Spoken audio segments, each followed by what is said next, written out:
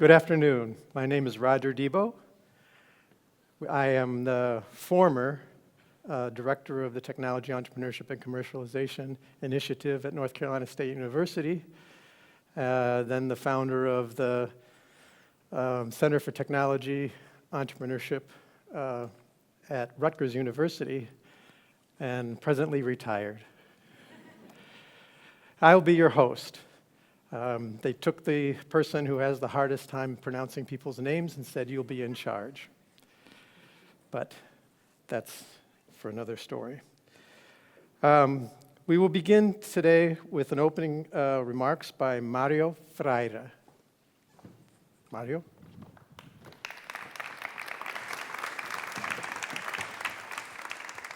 Thank you, Roger. You have pronounced very well, Freire. Good afternoon, everybody. I'm Mario Freire, President of the Board of HiSeedTech, which is the coordinator of S3E Southern European Entrepreneurship Engine project.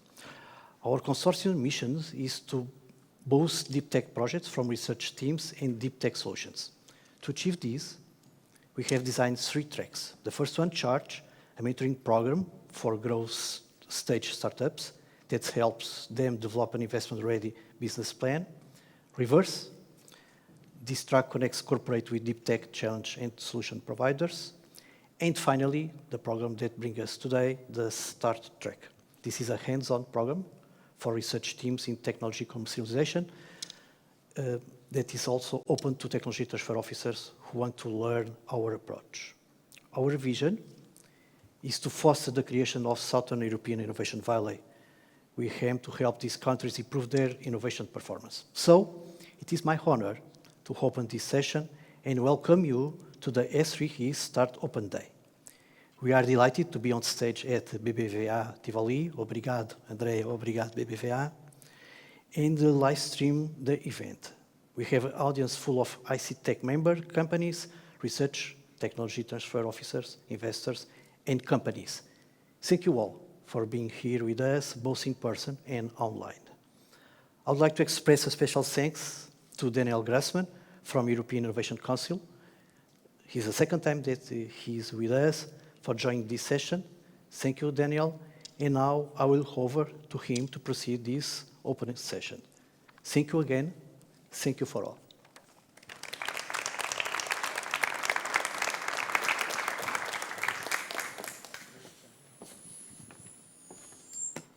Good afternoon, ladies and gentlemen. I hope that you can hear me. It is indeed my pleasure to be remotely with you. It will have been a pleasure to be physically with you. Unfortunately, this will not have been possible. And indeed, I had already the pleasure to be twice with S3S. And this is a great pleasure for me for reverting again to see you today. So indeed, my name is Daniel Gassmann. I'm head of sector for European Innovation Ecosystems. And just a little comment, as you probably know, in EISMEA, which is standing for European Innovation Council and SMEs Executive Agency, we are managing several funds, and probably the most famous one is the EIC Accelerator. And my concern, I'm more on the European innovation ecosystems, basically all the universe around startups and entrepreneurs. A couple of words about the new European Innovation Agenda. You probably know that the European Innovation Agenda is based on 5 flagships, and it's still in the name new, even though this innovation agenda has been launched now almost 2 years ago. What are the different components of the innovation agenda? I think you will recognize in what I'm saying here the different challenges that the innovation ecosystems are facing in Europe. The first one is the funding for deep tech and scale-ups. The second one is to improve the policy-making tools. The third one is fostering, attracting, and retaining deep tech talent. Then we have the enabling deep tech innovation through experimentation spaces and public procurement. and last but not least, accelerating and strengthening the innovation as to ecosystems Europe-wide, specifically addressing what we call here the innovation divide. And now we are within the program that I'm managing, European Innovation Ecosystems. We are implementing these different flagships. For instance, for the founding part, we have different projects as yours, and also another program which is a bit wider, which is Startup Europe. Then for improving the policymaking tools, we are in constant interaction with the member states within the so-called EIC forum. And as to deep tech, you probably know that we have a focus also on women entrepreneur. This is expressed within the Women Tech EU scheme. And we are also implementing a couple of projects related to the academia enterprise collaboration.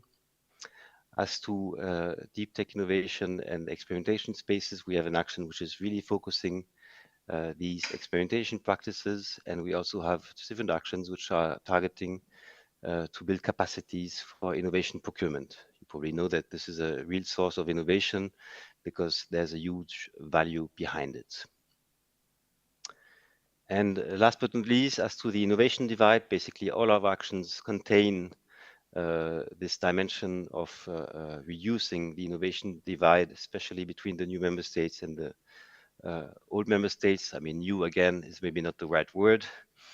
And in this area, we have different initiatives like the preparative action for setting up programs among the innovation ecosystems actors. And here, I would say the EU flagship we have for the moment are the so-called regional innovation valleys.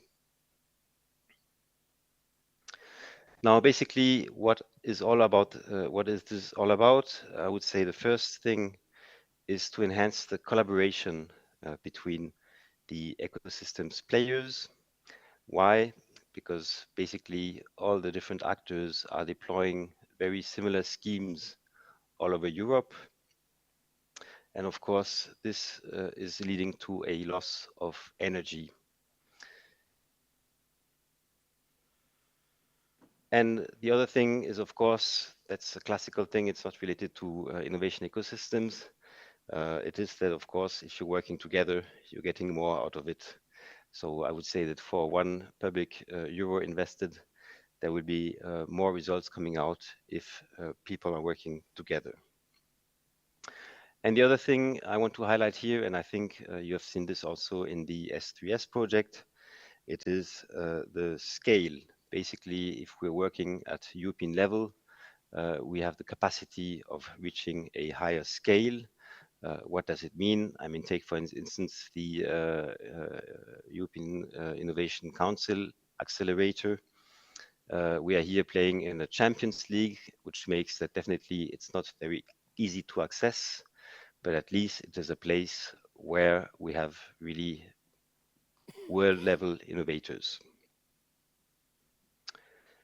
So basically, we are now also working on the connection between the EIC accelerator and the other ecosystems. Maybe you have heard about a scheme which is called Plugin, which basically aims at better connecting national initiatives to the EIC in a way that we are somehow pre-qualifying the applicants to the EIC for the scheme. So basically it enables to make the savings of one evaluation step.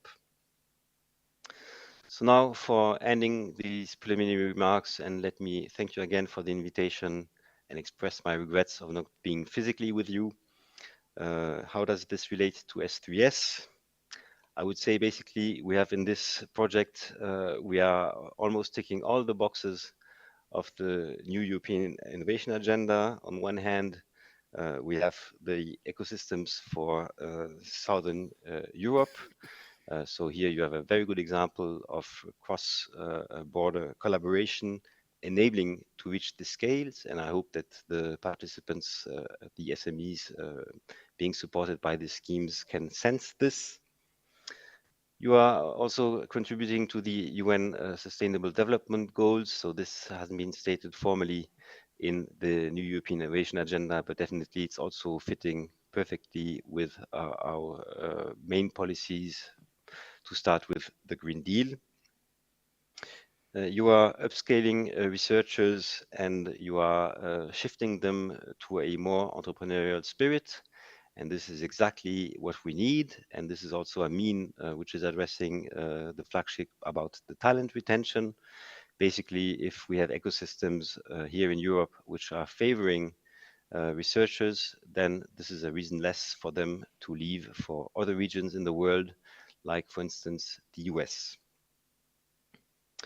Then we have also your activities in supporting deep tech SMEs. Deep tech, of course, I haven't emphasized this too much so far, is the key priority for us here in Europe. And you're also providing services which are brokering towards investors. And this is also music to my ears, because you are here contributing to the flagship of the founding issue. And last but not least, you are also working on open innovation with industry partners. So all in this makes a full package, which is absolutely relevant to the new European innovation agenda. So I will be sorry, because I won't be able to stay even online. So please accept my apologies for this. In any case, I wish you a very successful event. Many thanks for your attention, ladies and gentlemen.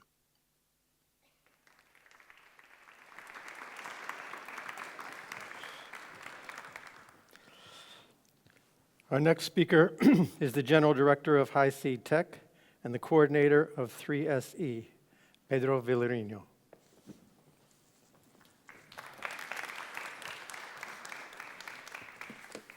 S3E is in English. Okay, so good afternoon. My name, as Roger said, is Pedro Vilarinho. And I am the General Director of HiSeedTech.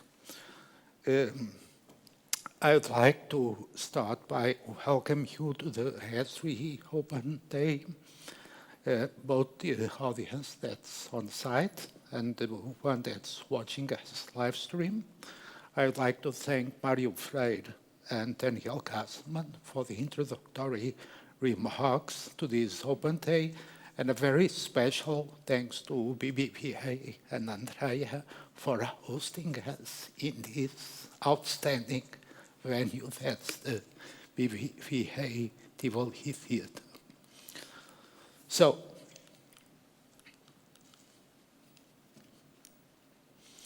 okay, first let's start a bit by what is HiSeedTech. So HiSeedTech is a not-for-profit private association that currently has 20 member companies.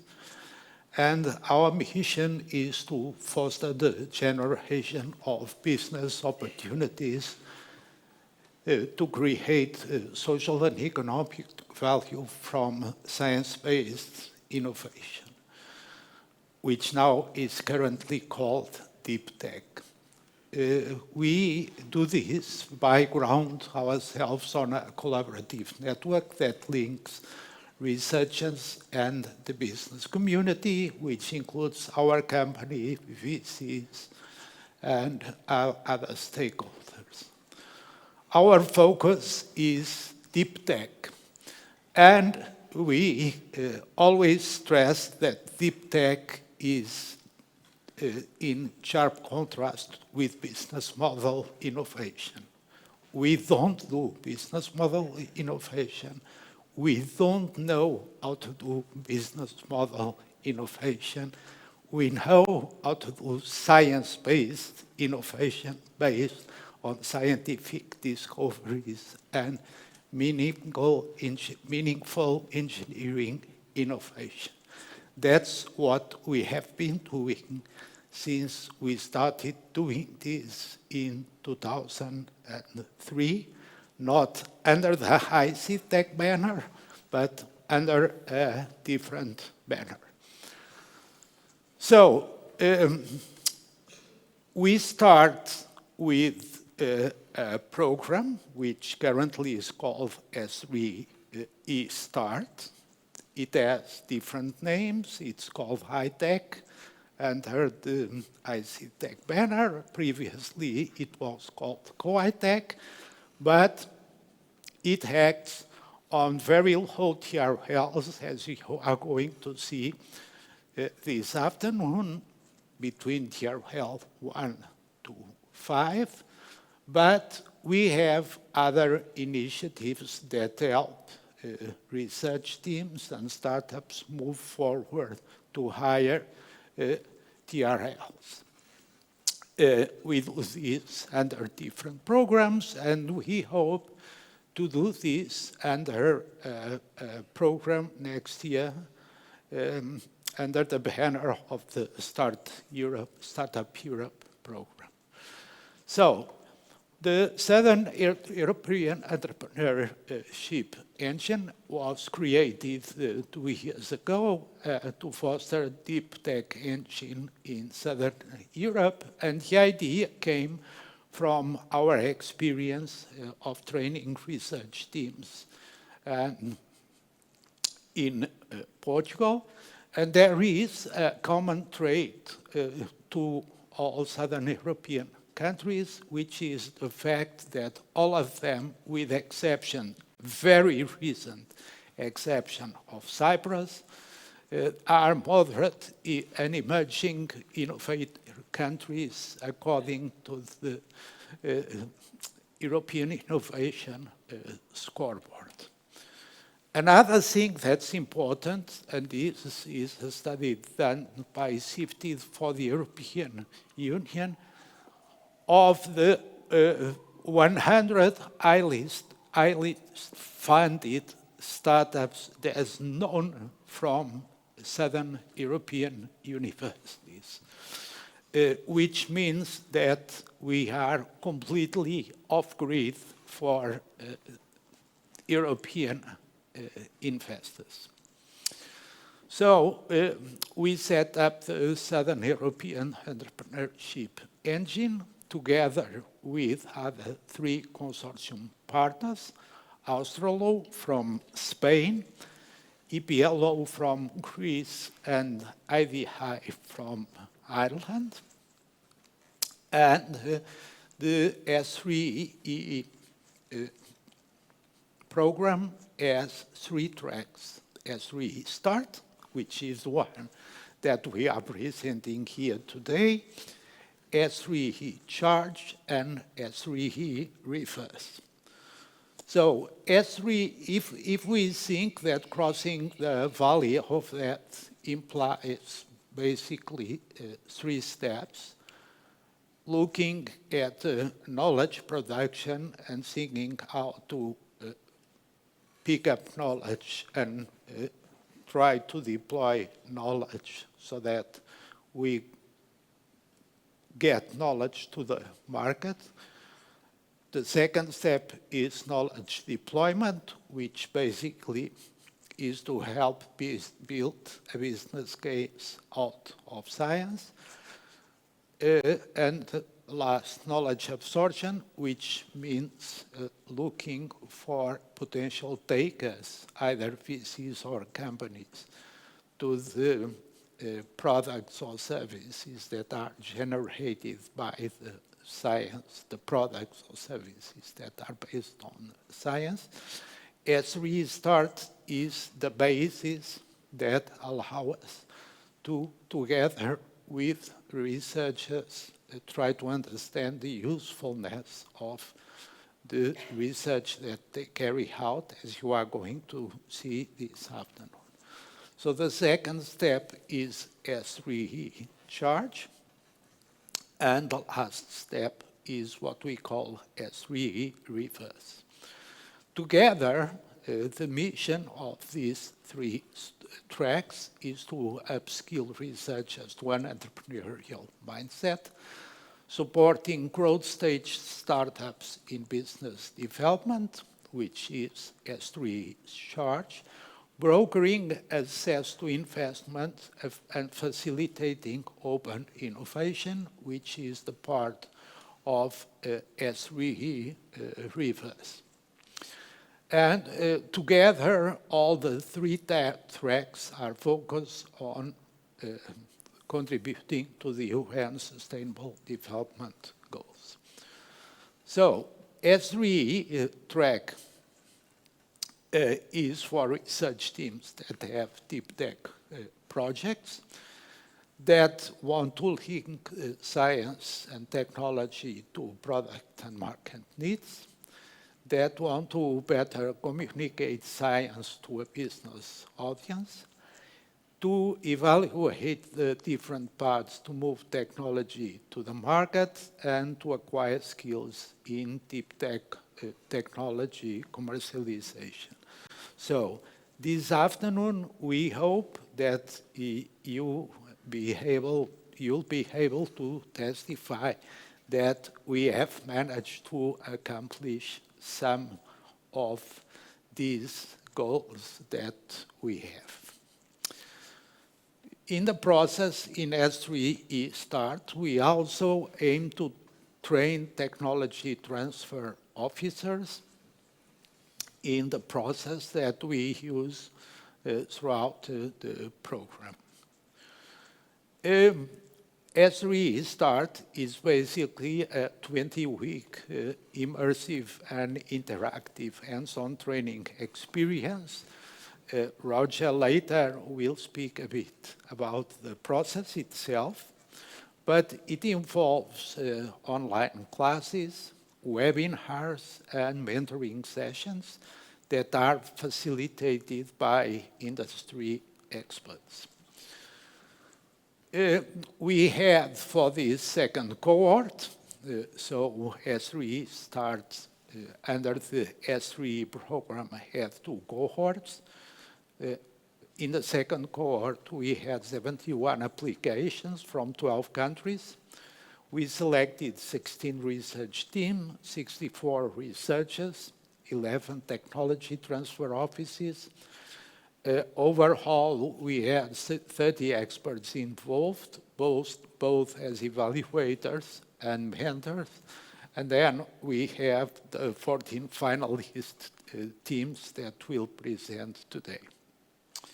So we had a set of webinars that range from technology commercialization to IP to other topics that are relevant. We had some previous alumni coming in to help us showcase some success stories. And we had a lot of experts helping us, which are key to the success of the program, in particular the mentors that work with the teams and are crucial for the work that you'll testify here today. Okay, this is the team that works on S3E Start. There's one thing that we are very proud is that we are a very small team. And this is the dynamic for the day. So the teams will present as a set of teams that will present before a break. Then Roger will come and do a talk on deep tech entrepreneurship. Then we will have a second batch of teams presenting, and then I'll come back for the closing remarks. And then the Portuguese people will be free to watch Portugal win the Czech Republic. Okay, each team will have exactly 7 minutes. There's something here that will open up after 7 minutes. Okay? There's going to be 3 minutes Q&A. If it does not open, we have a sniper in the back. So there's 3 minutes Q&A. So everyone in the theater, not online, can ask questions. People in the Zoom can make Q&A using chat. Okay, so that's it. So have fun.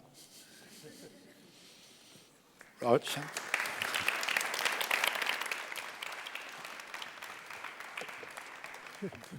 Thank you, Pedro.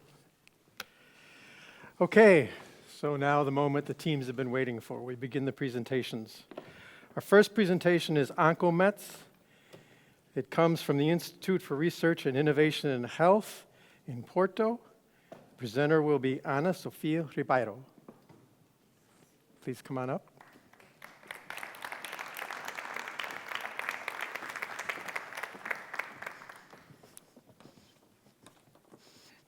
We are a big team. We are a big team. Thank you, Roger. This is mine. Okay, first of all, I would like to welcome you, and it's a pleasure to be here to present our project and to be the first one also to open this session. And probably you're thinking that this is just another breast cancer project by the title, but I hope to show you that it's much more than that. So just to start with, I would like you to take a moment to think on the important people that you have in your life. But think on that special person, that special friend that has been diagnosed with a very scary disease and lives in constant fear of knowing that it's progressing. Now imagine that his doctor, through a simple blood analysis, can anticipate that disease is appearing again and can act as soon as possible to treat your friend as better as he can. This is the transformative power of blood biomarkers. And biomarkers are molecules that when present in your blood, it means that the disease is present in your body. So they are very important for diagnosis, but they are critical for monitoring a patient that has a disease, like your friend. Because if the biomarker is present in his blood, it means that disease is present in his body and he is progressing. So for sure you know well-known blood biomarkers. For example, we have cholesterol for heart disease, or glucose for diabetes, or in the case of the man, PSA for prostate cancer. But what makes a good biomarker? And a good biomarker is an accurate biomarker, meaning that when it's found in the blood, it gives confidence to clinicians that you have that specific disease, ruling out for other conditions. Despite their potential, the problem is that most of the diseases lack good and accurate biomarkers. And although a lot of efforts have been trying to find out these biomarkers, the current biomarker discovery approaches rely on their identification of biomarkers using the blood from diseased patients. And this is a problem because the blood is very complex, and disease biomarkers are scarce, representing less than 1% of all molecules found in the blood. So they are very difficult to detect. So there is an unmet need to discover and improve the discovery of new, accurate, and clinical relevant biomarkers. Because this improvement can lead to better disease management and to better patient outcomes. And this need has been validated by several patient associations and clinicians. And that's exactly where our BioSecret technology comes in. So using a relevant disease sample from a patient and applying our proprietary enriched method, we obtain a highly enriched sample with more than 90% of disease-specific biomarkers, so significantly improving the detection of these biomarkers over current technologies. Then, combining the biomarker profile from different patients, it's easy to compare and identify the specific and common biomarkers in all patients that have that disease. And with this information, we can design new, accurate disease biomarker panels that can be used for further product development. And in fact, our technology has been already validated in vivo models of breast cancer. But we know it can be applied to multiple market segments, but also to multiple diseases, including chronic diseases and other cancer types. But like I said, our first application will be for breast cancer monitoring. due to our group expertise, but also because there's a growing need in this area. In fact, there are currently 10 million women under follow-up after a breast cancer diagnosis. It corresponds to the entire population of Portugal. And the problem is that 30% of these women will develop disease progression.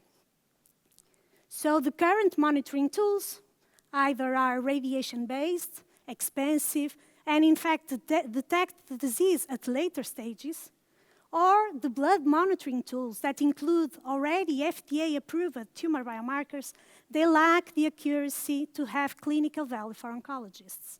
So with our first product, OncoMets, we deliver a blood-based in vitro diagnostic tool using our specific breast cancer biomarker panel. And this will be used for monitoring these patients each time they go to the hospital for a routine analysis. So then after the analysis with our IVD kit, the clinicians will have the information to better see early detection of tumor recurrence and also to adapt treatment plans to these patients as soon as possible. So the global biomarker market and breast cancer diagnostic and monitoring is rapidly increasing, being projected to reach around $52 billion just for the breast cancer alone. We will particularly focus on the North America and Europe market to the high prevalence of breast cancer cases in these areas. And while existing competitors offer imaging-based solutions or less blood-accurate biomarkers, our product stands out with its unique breast cancer biomarker panel, with improved accuracy to detect early recurrence. In our business model, we will outsource the IVD manufacturing, and through distribution channels, we will reach our customers. So our revenue will come from IVD kit sales to hospitals and diagnostic labs. But very importantly, we will keep a strong focus on R&D efforts to develop novel biomarker panels that could be applied to several diseases with unmet clinical needs. So our roadmap is designed to ensure that we meet all the critical development and business milestones, such as IP protection, prototype development, clinical validation, and regulatory approvals. Our financials are projected on a pricing point of 250 euros a unit, and considering the monitoring schemes that are applied for these cancer patients, we expect to sell around 1 million units and generate a total revenue of 95 million euros by 5 years post-market entry. So this is our team. We have the vision. We have the expertise. And we have the technology to make this a reality. But we can't do it alone. So with your support, we will keep searching for new biomarkers while still saving the lives of millions of people around the world, including your friend. Thank you so much.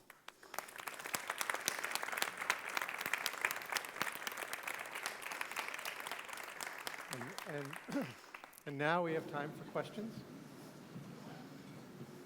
Do you need any specific technology to detect the biomarkers? So we don't need a specific technology for the detection itself. So we'll use the technologies that are already used currently. So our main difference is the way that we have the sample and the method that we enrich the sample to look for. So the technologies, the problem with the technologies, they are very sensitive, but they are working in a sample that is highly contaminated and where the biomarkers like looking for a needle in a hay.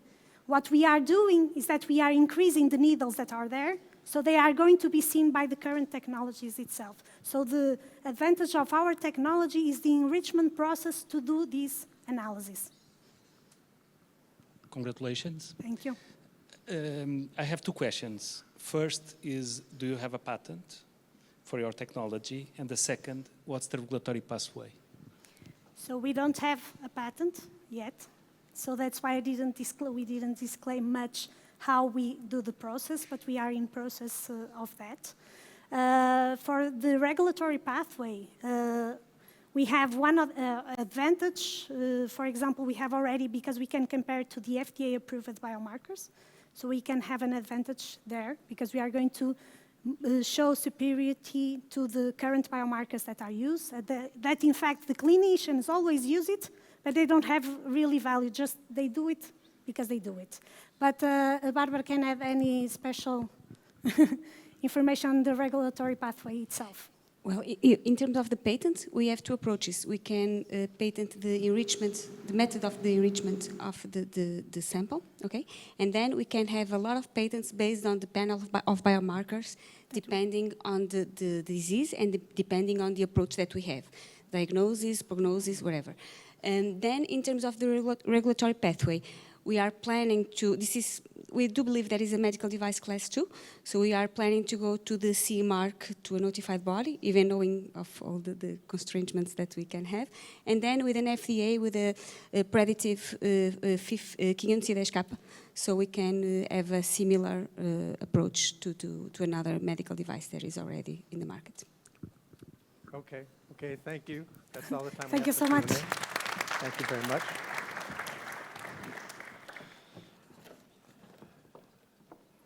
Our next team will be online from the Hellenic Mediterranean University in Greece. DOPANTS will be presented by Anna Mastrogiori. Good afternoon. My name is Anna Mastrogiori and I'm a nursing student. I'm also a member of the DOPANTS team. Today, I'm here to discuss the value of DOPANTS polymers. Let's start from the roots, the problem. Pathogens are everywhere, from the office where one works, the school a family's kids go to the house where they return, the airport with which they travel, and the restaurant they eat at on vacation. That is due to how many surfaces these pathogens can survive on or even thrive on. Sometimes we can coexist, since our immune system wins that fight, but sometimes we lose. And right there, in our most vulnerable state, is when we all end up in a hospital, and the hospital itself is full of them too. Hospital-acquired infections is a well-understood problem in the healthcare community. So far, solutions are clean, sterilize, but that leads to resistant pathogens. Throw that item away, use a new one, but that leads to environmental waste that follows us for generations. So, what do we need? Well, we need to decrease the survivability of those pathogens on surfaces and lower infection rates in and out of the hospital, but without pathogens building resistance or compromising the health of our environment, since these two just lead to more health issues. And this is where DOPANTS comes in. DOPANTS is a revolutionary technology that utilizes modified bio-based polymers embedded with MAXine nanoseeds. These nanoseeds provide superior antimicrobial protection by mainly busting the cell membrane in a physical, mechanical way, like a molecular knife, inducing oxidative stress and creating an environment that is hostile to bacteria, converting light to heat, killing them. Overall, DOPANTS prevents biofilm formation. Since a large part of its protection comes from destroying the structure mechanically and not through chemicals, it doesn't allow pathogens to create resistance like they would in traditional measures. Our first results are promising. As seen on the graph, at 0% nanoseeds, bacterial growth is 40%. At 5% nanoseeds, bacterial growth drops about 15%, representing a 57% decrease in bacterial growth. So, with just a small drop, we see significant results. What we plan to produce is master batches and filaments of polymeric nanocomposites.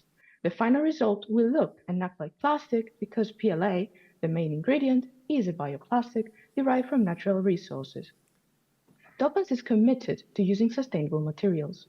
Through advanced processing techniques, these materials are transformed into our DOPANTS polymers.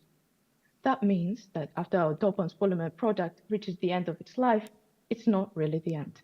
It can biodegrade to an extent, and with a bit of work, it can be repurposed and re-enter the chain of use. Most consumers will never see the DOPANTS polymers as we see them. We plan to mostly work with companies that will turn them into various products, such as items in high-traffic areas that get easily contaminated, personal items that we take everywhere and touch everything, and most importantly, as of now, medical or surgical surfaces and medical tools and consumables. Those, due to the nature of our products, can be personalized by 3D printing, while also remaining durable and more environmentally friendly. Mostly the healthcare domain and the public service domain need to minimize contamination. As a team, we currently aim to reach the healthcare domain. It is the most likely to be intrigued by what we offer and the one we're most familiar with. There are other technologies that assist with contamination, but they mostly require active effort from the consumer, such as cleaning, while DOPANTS provides passive benefits that can coexist with them. The antimicrobial plastics market, valued at $43 billion in 2023, is projected to grow to $46 billion in 2024 and $85 billion by 2032. Additionally, markets with potential for antimicrobial surfaces, such as catheters, were estimated at $30 billion in 2022 and are expected to reach $42 billion by 2027. These figures highlight the significant potential and demand for DOPANTS technology across various applications, from medical devices to everyday plastic products. We do have competitors. Axalta provides antimicrobial coatings for automotive, industrial, and architectural applications. Ecolab produces sprays for a wide array of industrial and commercial applications, and giants like DuPont produce antimicrobial plastics for diverse applications. Their advantage is producing large quantities, which can make them possibly cost-effective. However, they cannot offer the qualities of our product, which focuses on overall surface improvement with our MaxSeam technology. We transform raw materials, polymers, MaxSeams, and solvents into DOPANTS polymers. These are sold to plastic distributors and companies producing medical consumables, tools, and high-contact items like door handles. Our revenue comes from materials sales and customized solutions, efficient manufacturing and ongoing R&D, and through cost management and innovation. This approach allows us to provide antimicrobial, sustainable polymers that meet the need of medical and plastic industries. So far, we have completed early-stage R&D and are at the TRL3, progressing through phase 2 by developing and rigorously testing the antimicrobial properties of polymeric materials. Future steps include prototype development, self-customization techniques, reusability and on-field trials, scaling up development, and obtaining product certification and commercialization. Proceeding onto the revenue generation, on the left, we have the cumulative cash flow graph. This graph illustrates our cumulative cash flow over a 10-year period. Like you can see in the graph and financials, we need an investment of 6 million. This will generate a net profit of 42 million and a total revenue of 32 million in the same year. This is our team, which consists of 2 faculty members and research associates who have cumulatively 25 years of experience in the field, as well as 3 very ambitious nursing students. To wrap up, DOPANTS polymers utilizes cutting-edge technology to create biocompatible and biodegradable polymers for antibacterial surfaces in medical and everyday applications. Here, I would like to give a special thanks to Mr. Bruno Primo for his continued support and advice, as well as thanks to you for your time.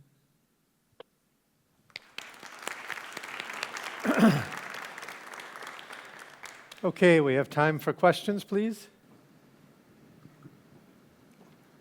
Hi, thank you very much for your presentation. It was pretty good. Thank you. So, I have a question. I think the major part of the people know that incorporation of nanomaterials within a polymer matrix is not a novel concept, right? So can you explain how is your where lies the novelty of your application? Anna, will you answer or I can? I would like to give the talk to you. Hi to all. Thank you for your attention. You're absolutely right that the concept is not novel. However, the innovation of our approach is due to the incorporation of the nanomaterial. MaxSeams is a new family of nanomaterial, which is considered as the next big thing in nanotechnology, because it has considerable unique properties in terms of antimicrobial, mechanical, as well as light to heat conversion properties. And due to the unique properties of MaxSeams, our approach is considered as innovative. Okay, thank you. Thank you. Do we have another question? I'll do. Hi, Minas. Hi, Anna. So you have several applications. So I'm suspicious because I was with you in the final part. But can you explain the sudden jump in the cash flow? So what are the 3 applications that will skyrocket DOPANTS to those high revenue? The first one is in antimicrobial applications.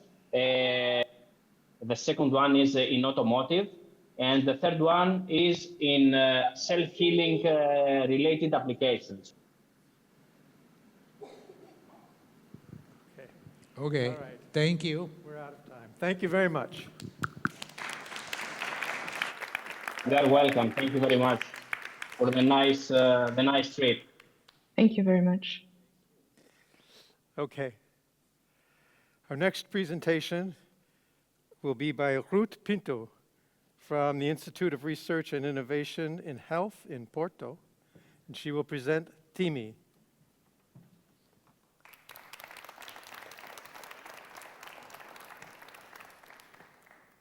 Okay, thank you, Roger.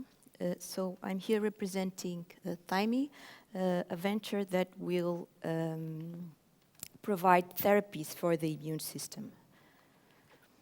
As you know, our immune system is an army that defends our body. And T cells stand out as the soldiers that are essential to protect us against infections and also against cancer. Importantly, the thymus is the organ in our body where T cells are produced. However, defects in thymic T cell production compromise our body's defenses. And one extreme example is when genetic defects that cause a complete absence of the thymus lead to a complete absence of T cells.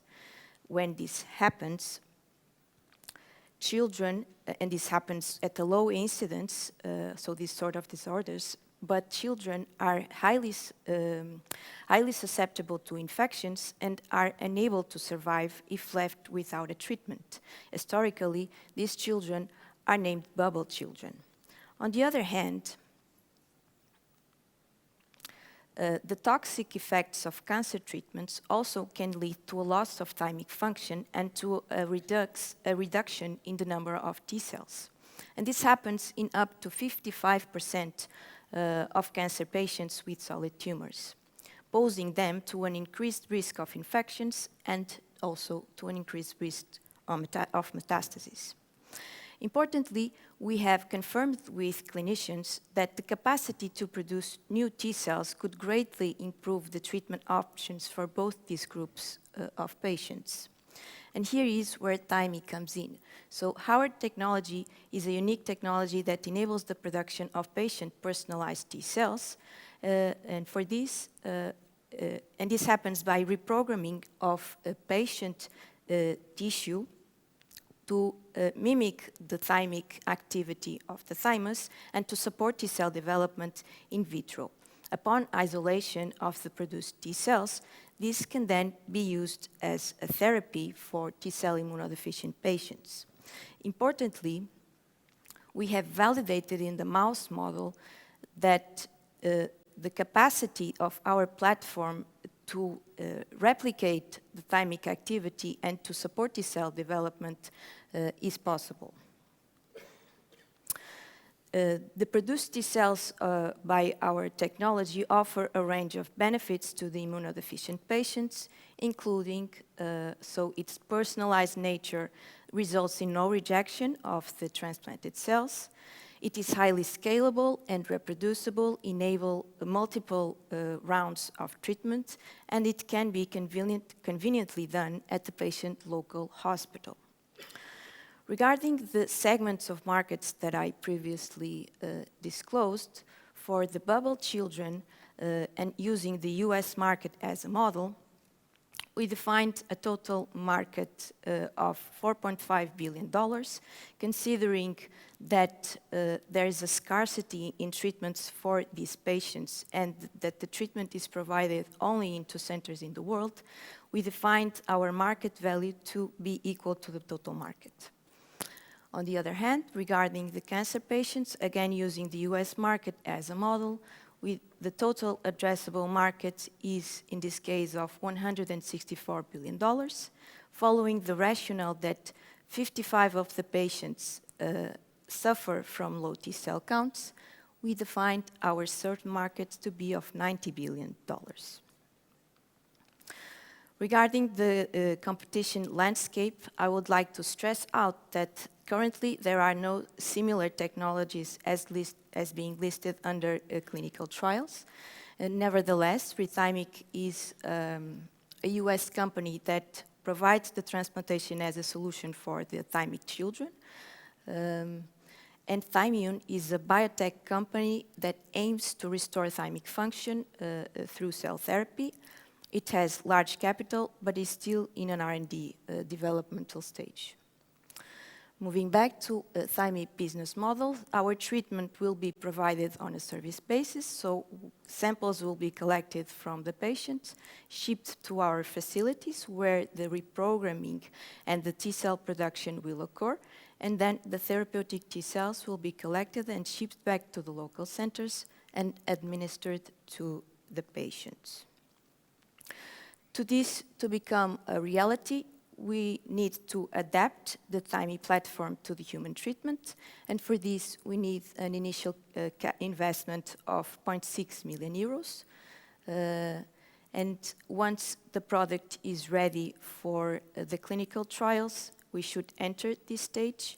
We need a total investment of 60 million euros, and we expect to pass all the milestones of safety, efficacy, and certification, expecting to enter the market by 2035.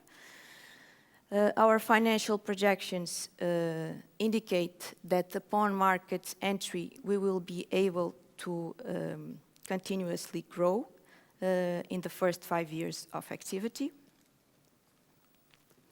So behind all this work at the THYMI core team is me and also Pedro Ferreirinha. We have a combined experience of more than 25 years in the research in health sciences. We are not alone. We count with the expertise of our mentor, Nuno Alves, also with the expertise of business specialists Hugo Prazeres and Bárbara Macedo, and we also have engaged highly motivated clinicians and interns in several healthcare centers in Portugal. So to wrap up, I hope that I could show you that at THYMI we have the knowledge, the team, the feasibility, and the opportunity to revolutionize the immunity of patients that currently do not have a solution for their T-cell deficiencies. So I thank you, and I'm happy to take any questions. Okay, and now it's time for questions. Hello. Hello. Good afternoon. Congratulations on your presentation. One question. Have you ever done the proof of concept with human thymus cells? No, Not yet. Okay. And if I may, second question. In terms of IP, is it the cultivation media that you can protect, or the overall replication? It's the methods, including the method. It's the method and also the reprogramming. Okay, thank you. We have time for another question? Okay. Good. Okay, Ruth and Pedro, thank you very much for your presentation and congratulations. I would like you, to ask you, how do you think that this type of cell therapy will be reserved in terms of market and regulations? So I think this type of cell therapy is being received with great enthusiasm and expectations in the market. So currently there are a few dozens of therapies already approved by the FDA and also by EMA, and the regulations of this sort of therapy are being adapted to accommodate this type of therapies. Okay, thank you very much. Thank you.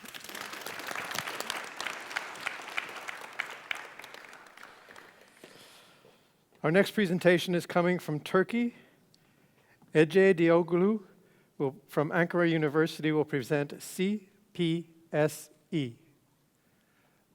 Are you there, Ece? Hi, everyone. Can you hear me? Yes, we can. Go ahead. So, hello, everyone. My name is Ege from Ankara, Turkey.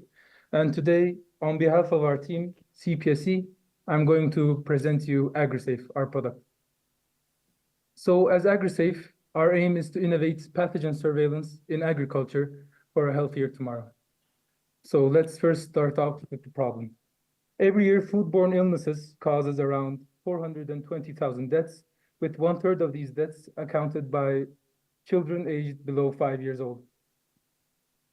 Food safety also affects the food producer as well.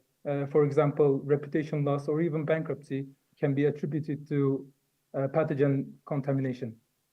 In 2023 alone, over 150,000 pounds of food produce has been recalled in USA due to this purpose. To counteract this measure, the EU has put in place regulations for food producers to test for these pathogens that causes these illnesses, regardless of scale. The conventional methods of testing these pathogens, although cheap, have their shortcomings, especially in accuracy or time, scope of the pathogens that can be detected, and the reach of information that can be generated. Next generational sequencing, or NGS for short, is a technology that has been used for testing. However, mostly mitigates these shortcomings of conventional methods. It increases accuracy without increasing time. The scope of pathogens increase, and most importantly, it can lead to predictive and preventive actions through the storage of high-value data. So what is NGS? Very shortly, it consists of 4 distinct steps: 2 lab, 1 sequencing, and what we call bioinformatics, which is the data analysis part. What we call sequencing is the multi-parallel reading of the nucleotide bases of DNA, so the letters of DNA, in a fast and very parallel fashion, generating a lot of data. However, NGS has its problems as well. As I mentioned, big data storage is required to generate these actionable insights, these preventive and predictive insights. So a big data storage infrastructure is needed. To conduct the bioinformatics, currently there's limited technical expertise in the industry. And finally, after bioinformatics, the result evaluation and interpretation is quite complicated and confusing. So we identify the need that in food production facilities require the utilization of accuracy of NGS for the detection and monitoring of foodborne pathogens, but they have to do this in an easy manner. So as AgriSafe, we attempt to be a one-stop solution for NGS. Basically, from modernizing conventional lab capacity to providing the actionable insights, all the steps in between, we want to be the solution for this need. We do this by getting the sequencing data from the lab through our hardware that we call pStorSync, that transfer this genomic data in a secure manner to our data center, where our bioinformaticians curate our databases, where this data is stored for the customer, and conduct these bioinformatic analysis automatically with the AI and report back to the customer the results. So as AgriSafe, we target the pathogen testing market in food production, the entirety of it, which is amounted to be around $15 billion in 2023, and is expected to be around $23 billion by the year 2028. When looking at our competitors, we as AgriSafe, we provide the completeness of services, as I mentioned before. Our bioinformatics solution provision is very tailored and not kit specific. We also deal with post-test result curation, the data after the test, the sequencing. We are very user-friendly, and the scope is not limited to any type of pathogen. So our main customers are food testers that want to do NGS. They come to us with a project idea, and after we talk with our partners, our NGS lab providers, we provide them with needs assessments or trainings and a solution proposal, while the NGS lab providers provide with the instruments and the reagents to the customers. If the customers don't want to set up an NGS lab of their own, then they can send their sample to our partnered NGS labs, which then initiates the transfer of the raw sequencing data to us, which initiates the automated workflow and result reporting to the customer through our product. Our business roadmap starts in 2024 and hopefully will end in 2027. Our business development includes validity checks, creating panels and partnerships with potential customers, while in 2025 Q1, we plan to present AgriSafe to our partnered companies and especially Ministry of Health of Agriculture for pilot tests, and hope to enter the market by 2025 Q2. So we required an initial investment of $500,000 by year 2 to generate a revenue of $15 million by year 6. As you can see, this is our team. We have over 35 years of multidisciplinary experience, including generating Turkey's first COVID PCR kits and NGS kits, and also developing a product called SambaBox, which also makes it secure data transfer for users as well. To wrap up, the industry is moving towards NGS. That's inevitable. And AgriSafe provides uncomplicated NGS to increase food safety globally. That was us. Thank you for listening to us, and thank you for the opportunity to present as well. Any questions? Thank you, and it's time for questions. Thank you very much for your presentation. It was fantastic. So I have a question for you. I have more than one, but at least this one is important from my point of view. So how do you will gain market share and market traction after enter the market? It was not clear.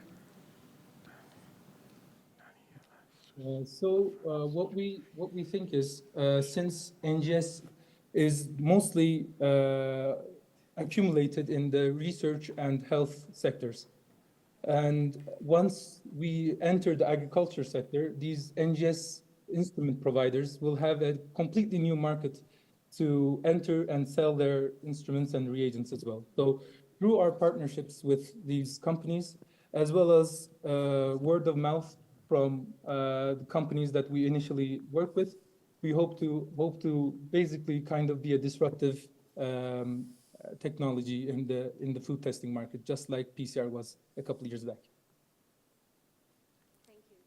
Thank you. Do we have any more questions? We have a little bit of time left. So in terms of overall costs to your customers, how do you compare against the current available technologies that are already in the market?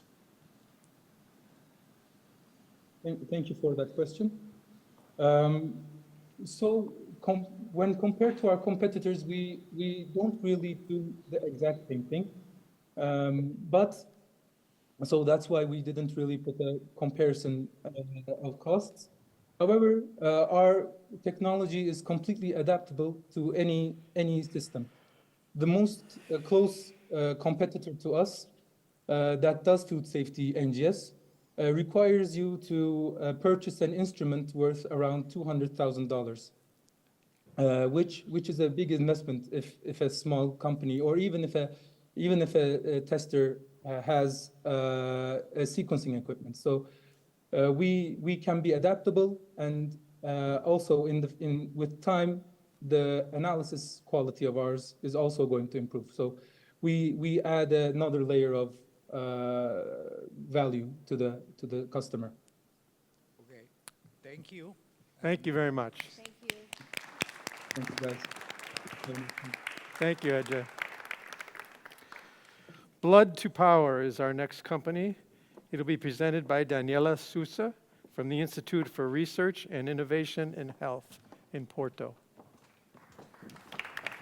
Thank you, Roger. We have asked several people what this image means to them.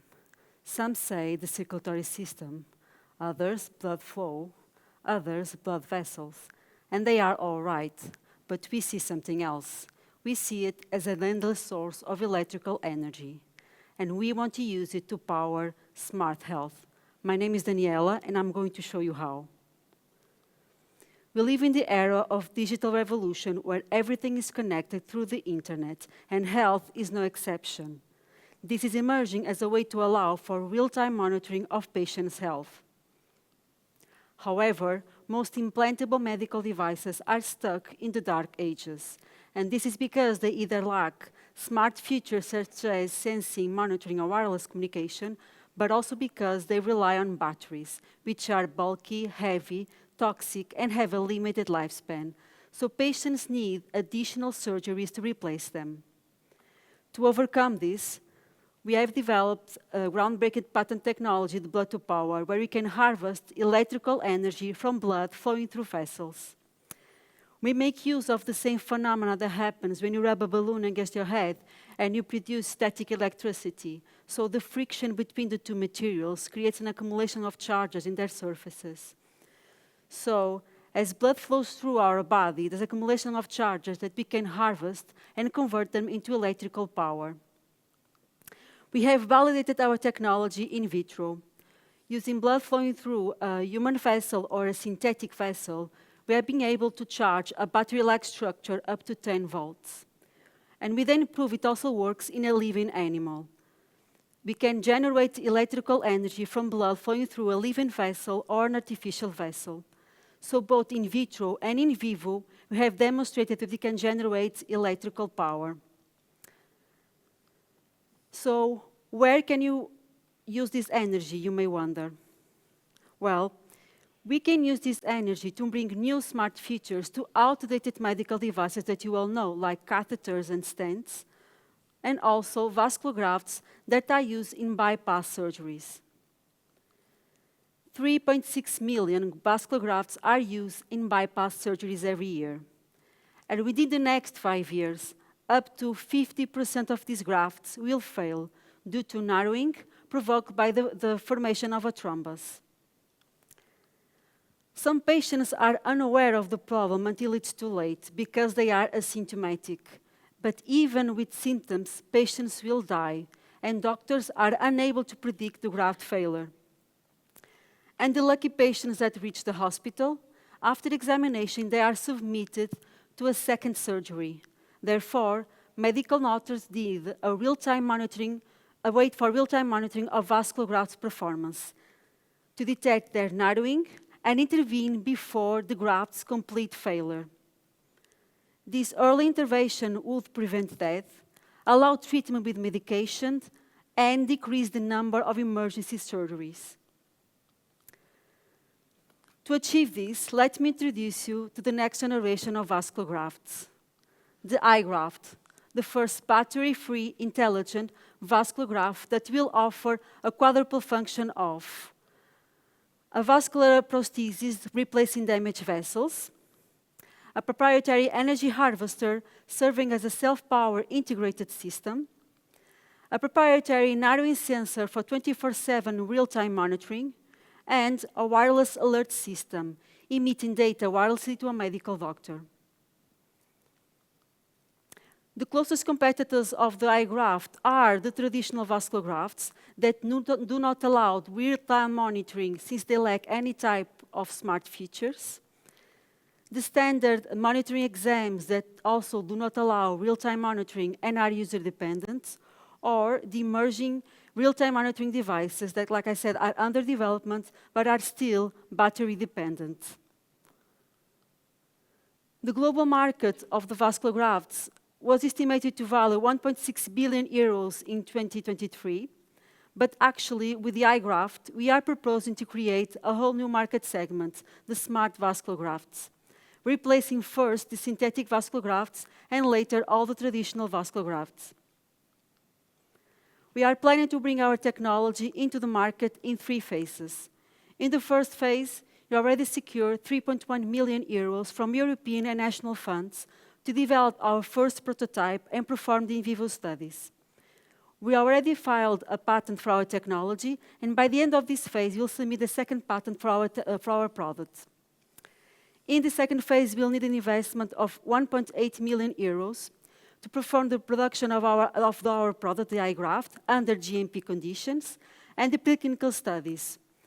By the end of this phase, we'll have our final product ready to enter the clinical trials in the third phase, where we'll need a budget of 14 million euros. The market entry is expected to occur in 2031, first in Europe and 1 year later in the USA.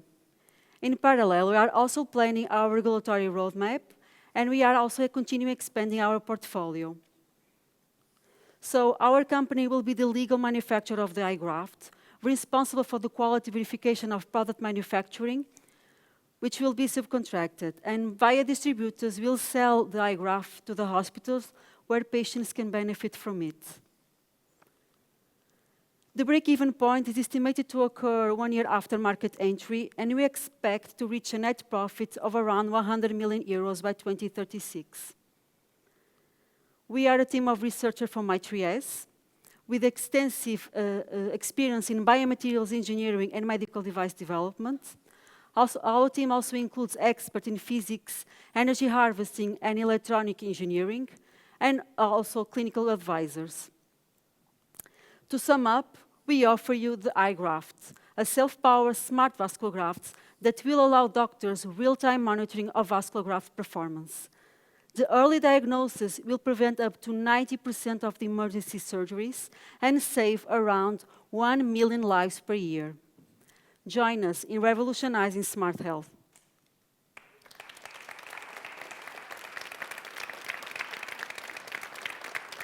Thank you. Thank you. Questions? Super interesting. So you collect static energy from the blood, that's right? Blood plasma flowing through the vessels. Yeah. What's the power rate of those devices? That's a good question. I will ask my colleague Herbert to answer that. Hello, thank you for the question. So I think maybe a more useful way of looking at it is describing what we can do with the energy we're actually generating. So at this point, what we can do is power a Bluetooth circuit to send telemetric emission. So I think that's quite a good milestone that we've managed to achieve. And then in vitro, I think we also showed that we can get up to around 10 volts in a 200 microfarad capacitor. 10 volts on a? 200 microfarad capacitor. It's a battery-like structure. So it's quite a high voltage that we can apply to the applications we intend to. So you can do like milliwatts or around that order of magnitude? I think Andrea might be able to confirm better. Regarding the power density, we can achieve in the order of milliwatts. Sorry. Milliwatts. Okay, and that's enough to send signals through Bluetooth?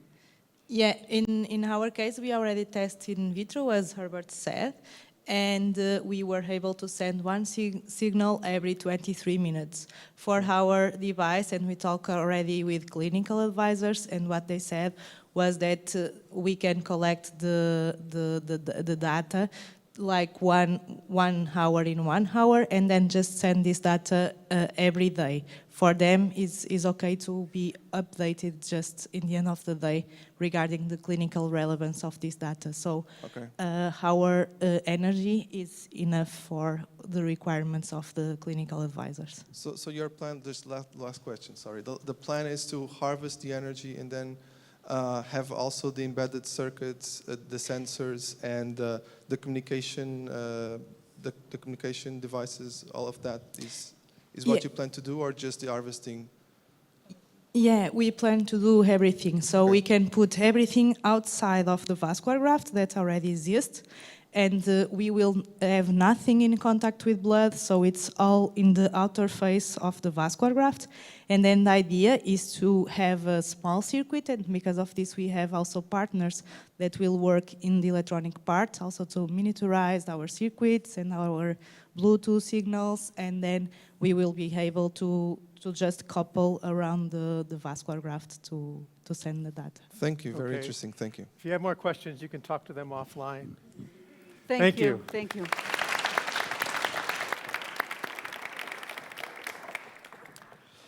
Our next presentation is online, coming from Romania.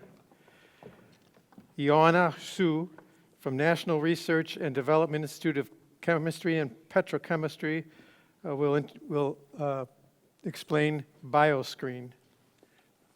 Are you there, Ioana? Yes, Roger, thank you for the nice introduction. I'm here. Go ahead. Yes, yeah, thank you. So good afternoon, everybody. My name is Ioana Silvia Hosu, and I represent the BioScreen plant, a health monitoring device for oxidative stress determination by BioScreen. So our product addresses one of the biggest problems, the crop loss. According to FAO, Food and Agriculture Organization, population growth determines increasing food demand. This comes in contrast with crop loss that accounts up to 40% because of pests, plant diseases, or simply bad weather. So let's further understand how crop loss occurs. For this, we first have to understand the three phases of plant growth.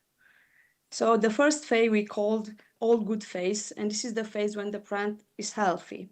The second phase, is the phase called invisible bad phase, when invisible signaling of plant damage occur, but these signals are invisible to the naked eye. This will eventually lead to the visible bad phase, where the plant is already sick, and this can be observed with the naked eye. The visible bad phase is the phase where crop loss occurs, and this is most likely irreversible. So when can we stop crop loss from happening? This answer lies in the invisible bad phase. This phase starts when drastic conditions such as drought or missing nutrients or insect attacks or other drastic conditions are present. Because of these reasons, molecules responsible for oxidative stress start to appear, and these are called reactive oxygen species responsible for invisible signaling of plant damage. And this will eventually lead to the visible bad phase. So let's take a closer look to the invisible bad phase, the role of reactive oxygen species, also called ROS. Inside plants, ROS has a dual role. It can be a friend or it can be an enemy. ROS transmits information to the plant in normal condition. It acts like a messenger, and it helps the plant. But when drastic conditions start to occur, the shock is correlated with increased ROS concentration and invisible signaling of plant damage. So if this information is not correctly read or nobody does nothing about it, this ROS becomes toxic to the plant. So we can say that ROS is like a frenemy that in fact emits these redox signals. So if these signals are read correctly, the frenemy can become a friend again. For crop loss mitigation, redox signals require in fact redox sensors, but farmers don't have this kind of tools. They don't have any information indicating stress in plants, and they don't know early enough when to interfere. Their need is to know sooner when the plant is in trouble. So if they know that, they can approach real-time decision-making in farming operations, such as watering the plants or adding different nutrients or pesticides. And this will lead to crop loss mitigation.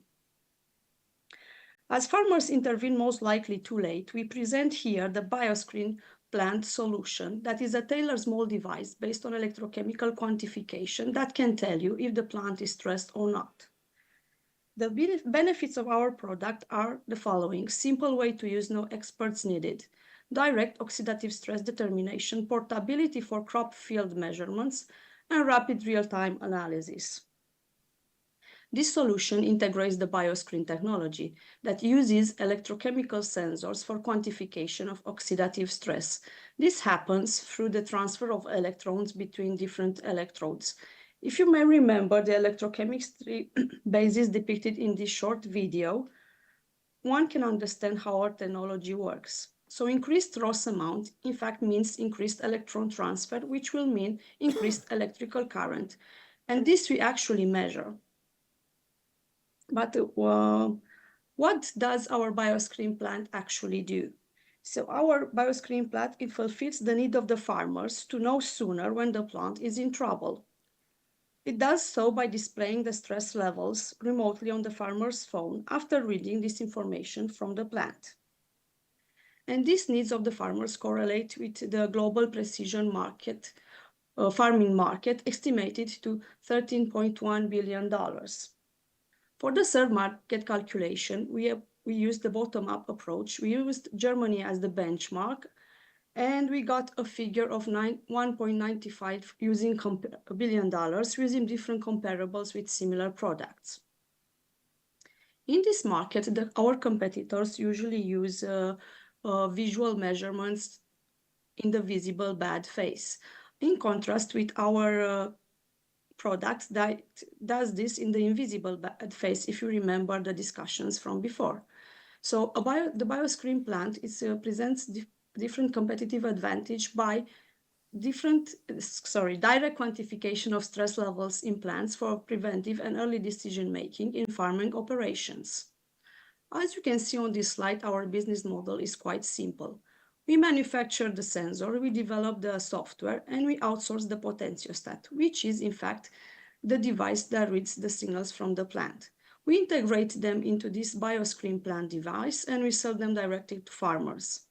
We can also customize our device depending on the farmer's preferences.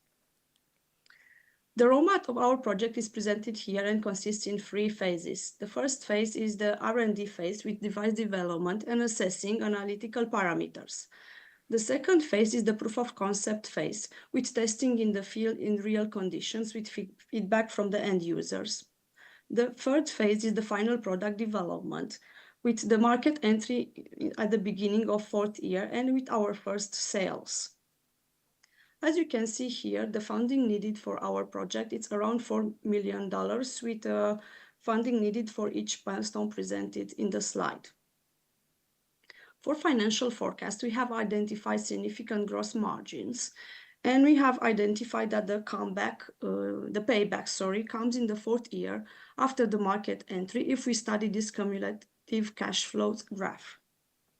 Our BioScreen plant is composed of Luminița Dimitriu, which is a biotechnologist, and myself, that am a material science, and we both work as a scientific researcher at EISMEA in Bucharest, one of the best public research and development institutes in Romania. So, to wrap it up, our BioScreen plant product is a plant health monitoring device dedicated to farmers that need to know when plants need saving. I would like to thank you for your attention, and if you have any questions, don't hesitate to write to us or even ask the questions right now. Thank you so much. Thank you. Thank you, Ioana. Questions? Hello, Ioana. Thank you for your presentation. It was very nice. I was a little bit confused related to the direct measurement that you made in contrasense with the indirect measurement of the other competitors. What is the real direct method that you are using? So the other competitors usually measure the different consequences of reactive oxygen species.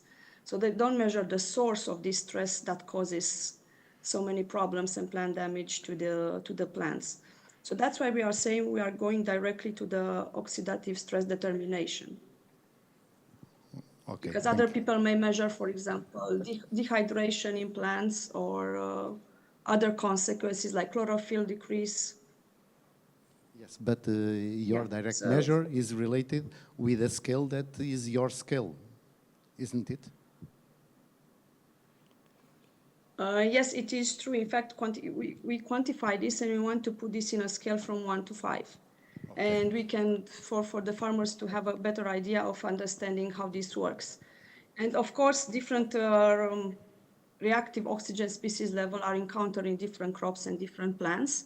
And that's why we said we can customize these devices to different needs of the farmers.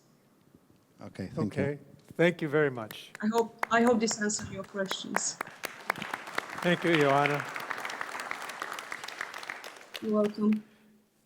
Okay, our final presentation before the break is Genesis, presented by Diogo Silva from the Faculty of Engineering of the University of Porto. Please come up.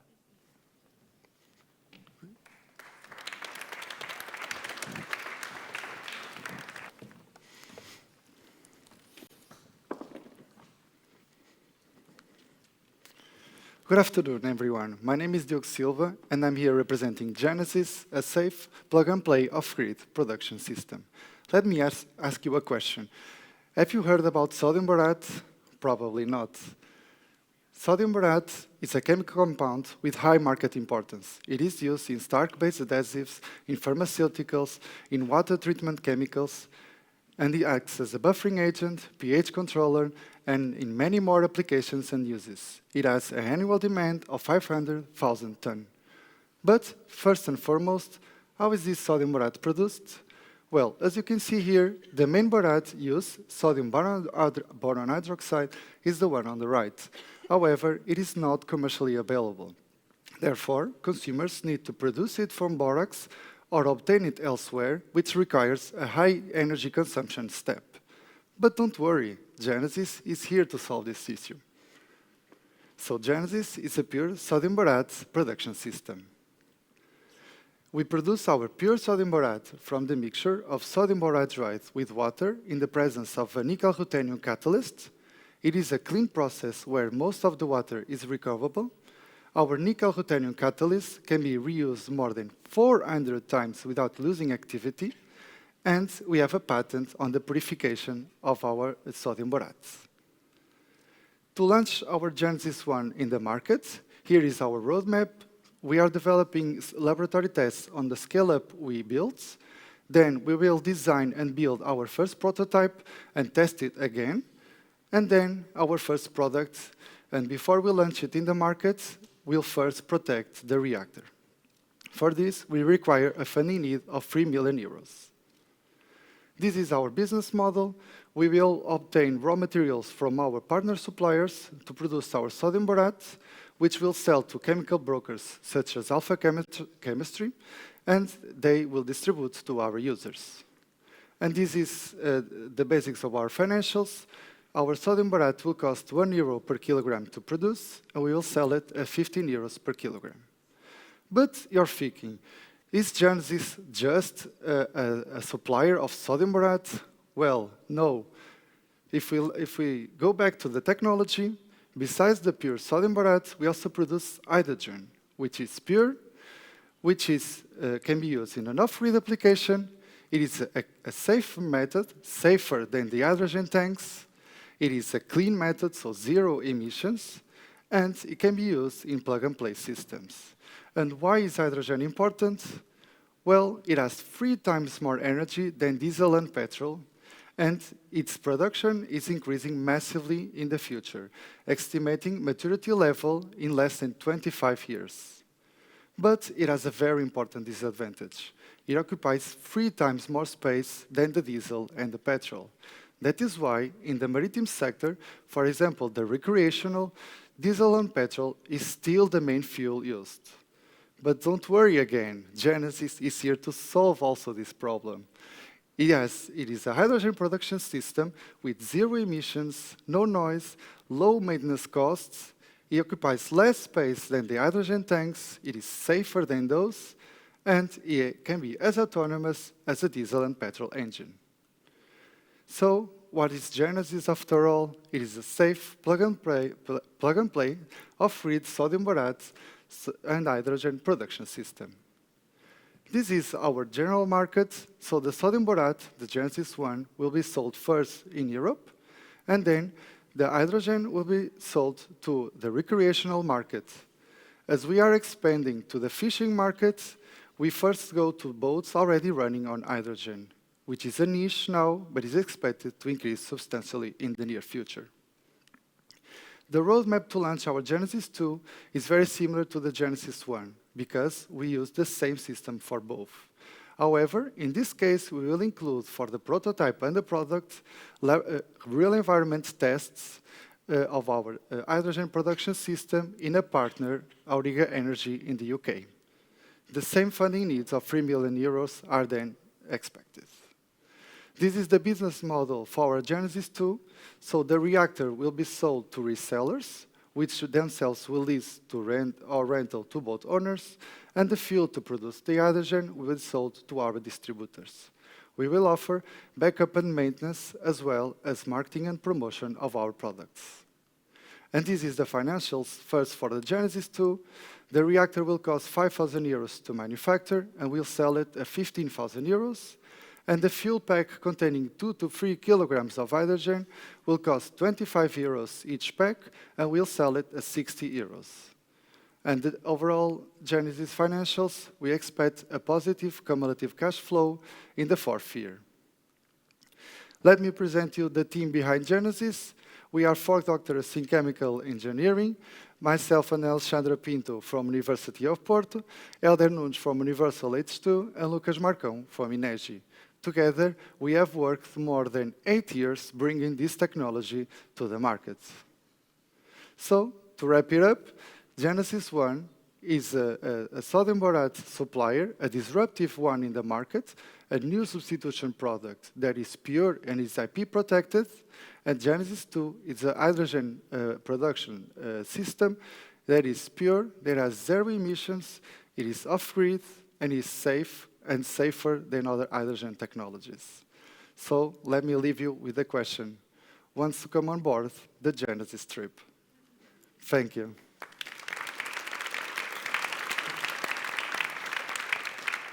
Thank you. Thank you. Questions?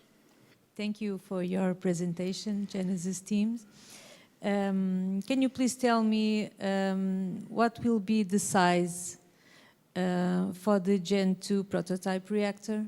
Yes, we are thinking in a reactor that is cylindrical on outside. It has 55 centimeters by 65 centimeters in height.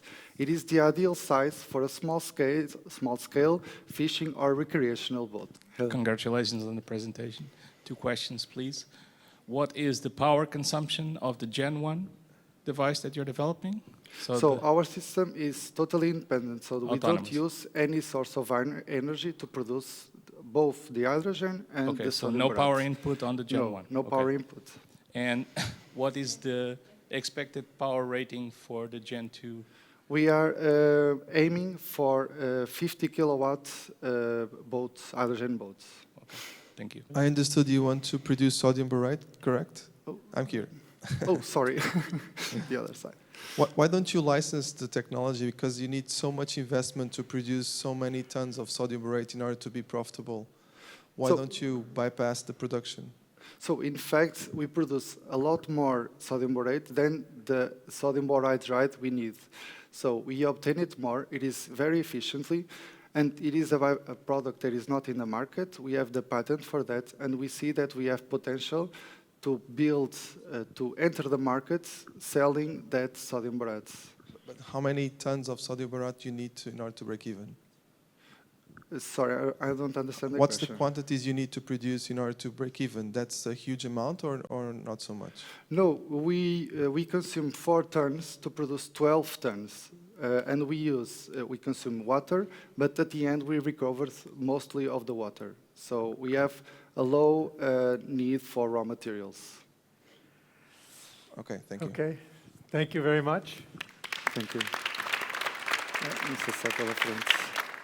All right, as promised, it's time for a break. We ask that everybody return by 16:40. That's about 30 minutes for a break now. Thank you very much.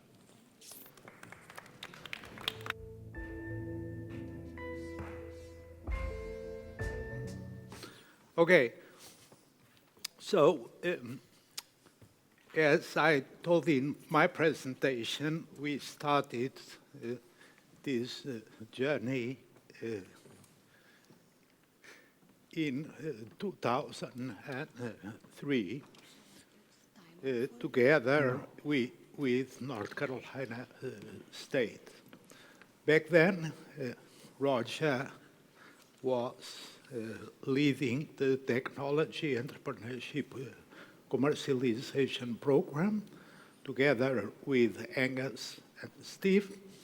And we started a program first in Porto, with the Porto Business School, which back then was called, I don't remember the name. EGP. Before that, before HiSeedTech. And then on the second year, we moved to Lisbon, to Nova. And since then, we trained overall 800 research teams, more than 800 research teams. Researchers that started together more than 50 startups.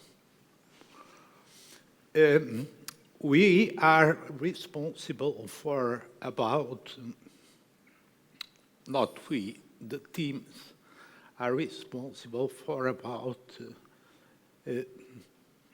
2/3 of the European projects that have received grants from the SME instrument and the accelerator program. And this is due to the program that we've started back then, always with a focus on science-based technologies. So that's what enabled us to move for 20 years, was our persistence on this focus, science-based, and never be tempted to move to the business side of innovation, to the other side of innovation. So this stubborn focus on deep tech. So Roger, we asked Roger to talk a bit about the process and this journey. So Roger, the stage is yours.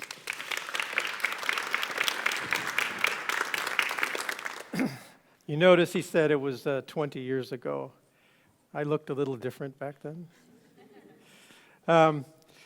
So they asked me to talk about deep tech entrepreneurship, and last year when I did this, my focus was on talking to basically the international partners to say that what was being presented now was just the conclusion of the beginning, that there was a lot that was about to happen if these companies were ever going to get into the marketplace. And I talked a little bit about the resources that were going to be required, and was encouraging them to put together a plan to be able to catch these projects as they came to completion here and move them forward in their own countries. So when they asked me to do it this year, I didn't obviously want to do a recap of what I talked about last year. And I was having dinner with a friend of mine, and she said, well, what do you want to talk about? And I said, well, I'm not really sure. And she said, well, you went through it. Why don't you do it from your perspective? I thought, well, okay, except that if I just talk about the steps that we go through, if I'm going to be talking to the teams, they don't want to sit and listen to me tell them exactly what they just did. And she said, well, but what did you take away from it? And I thought about that for a little bit, and I thought, well, okay, I'll just tell my story, and I'll talk about the fact that when we finished as a team, having gone through it, that it wasn't until then that it sunk in what we had just done and how it all fit together. So this may sound strange to the audience. So the way this system works is you're making decisions, and those decisions are backed by worksheets. So the day-to-day life of the teams is filling out worksheets, preparing reports, preparing presentations, making a decision, and then doing it all over again in the next step. And it just goes on. And in our case, it was a 3-semester activity. So for 9 months, we were doing worksheets and reports and everything that you're going through right now. okay? So it wasn't, as I said, until we got to the end of it, and things had quieted down. It was the day after we got together just to celebrate that we're through, that it started to sink in why we did what we did in the order that we did it and how it all seemed to fall together. So I'm going to try to give you the perspective that I got from that reflection. And in doing so, I hope that the people in the audience will get a sense of what goes on behind the scenes.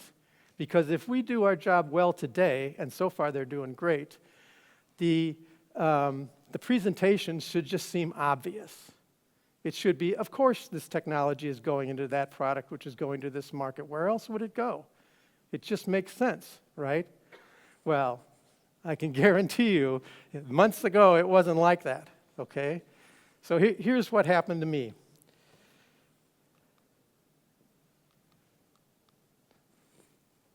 Apparently nothing happened to me. There we go.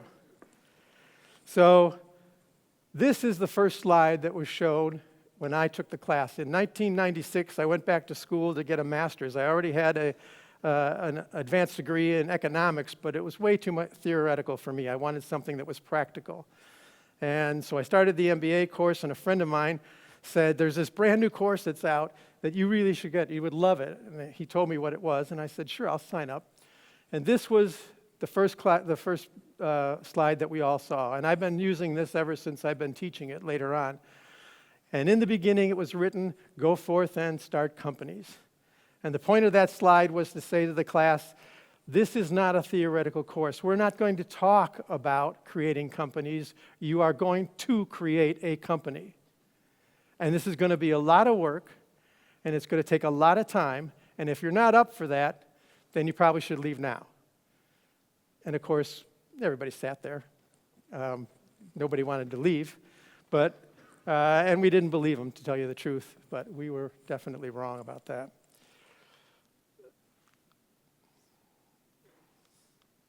There it goes. So this is how they introduce it, saying that this is a process-based approach for capturing the value of breakthrough innovation. The key being that it's a process. So this is the basic idea at the very beginning, that out there's a huge opportunity space.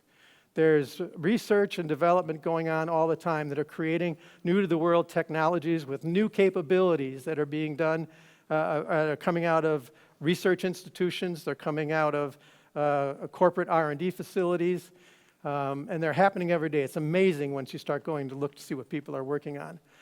And on the other side, in the marketplace, there are new markets that are emerging, there's new segments, and there's always new demands, unmet demands. People want to be able to do something better than what's currently available or solve a problem that they have. So the issue is we have to bring these things together, right? So we start off by describing that, you see, they make it look so simple. We start off by saying that if this is going to be a technology-based company, then technology has to be the answer. There must be a gap between the set of capabilities currently available and what's required to achieve the desired outcome. Okay? So the technology itself has to be at the core of what the business is going to be about. And we did this through a construct called TPM, which stood for Technology, Product, and Market. And the idea is that each technology embodies a set of capabilities. In other words, when you solve a scientific problem and you're able to do something no one else can do, that enables a set of capabilities, okay? And those capabilities have to match an unmet need in the marketplace. So you have to go out and look and see what's going on out there, who seems to have pain that is urgent and large. And once you find that seems to match with the technology, then you have to realize that companies don't buy technologies, they buy products. So your technology has to be embedded in a product to provide the benefits that match the need. So this part right here is key to getting away from what some people have called technology push, which is where you get in the lab, you find something, you think, oh, this would be good use for it, so you keep developing and developing it because you believe it's going to be needed. And essentially, if we build it, they will come, doesn't work, as you guys over here know now, right? So you have to match the need with the technology at the very beginning before you start building anything else. So as an example, this was a project that came out of, actually I think it came out of Rutgers.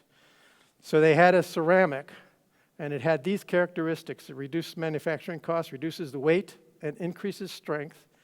It increases the ability to resist high temperatures and pressures and other material properties, and has a high versatility. In other words, it's a platform technology. So that's what they had to work with. And what market did they go to? Well, they went to drones that work under high temperature conditions, like gas oil refinery fires, nuclear power plants, forest fires. But you can see right away how the capabilities of the product would fit the target market they were going after. They were going to make the skins, if you will, or the bodies for those drones to be able to withstand all the heat that they were facing.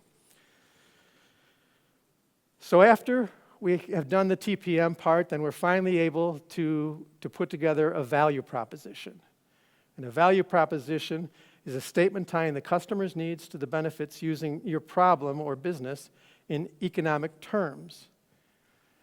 Now, drafting a sentence or two doesn't seem like it's that hard. But again, you'd be surprised at how long it takes. But if you do it well, it comes out like this. So without telling you what the technology is, by the time I get through with this sentence, you should be able to understand what they're doing. For the 1,547 poultry processors in the United States who are in need of detecting foodborne pathogens in real time, the WarpSpec PD is a product that uses special spectral fingerprints to identify and locate pathogens like Salmonella, Listeria, and Campylobacter. Unlike Applied Biosystems 7500 that uses PCR to detect food pathogens in 18 to 27 hours, our product detects in real time, which generates a cost saving of $6 million per processor annually. Clear and concise. You had no idea what we were talking about, but by the end of the sentence, you got a good sense of what's going on here, right? This is the goal, to get it down to something as obvious as that. And as we all know, it takes a while and many iterations of writing that sentence before it finally looks like this. So what had happened by now is we'd answered the questions, what are we going to make, who are we going to sell it to, and why are they going to buy it? Now, as I said, if you got your head down and you're filling out worksheets and making reports, you don't step back and say, what is it we just answered? You just say, what's the next thing we have to do, right? All right, so now it's time to put together a business model. The business model is the architecture for generating revenue and profits. It's an abstraction and summary of how a company plans to create value by serving its customers, okay? So what does that look like? Well, this is from actually last year, I think, here. This was a process that was for to replace the standard vapor deposition.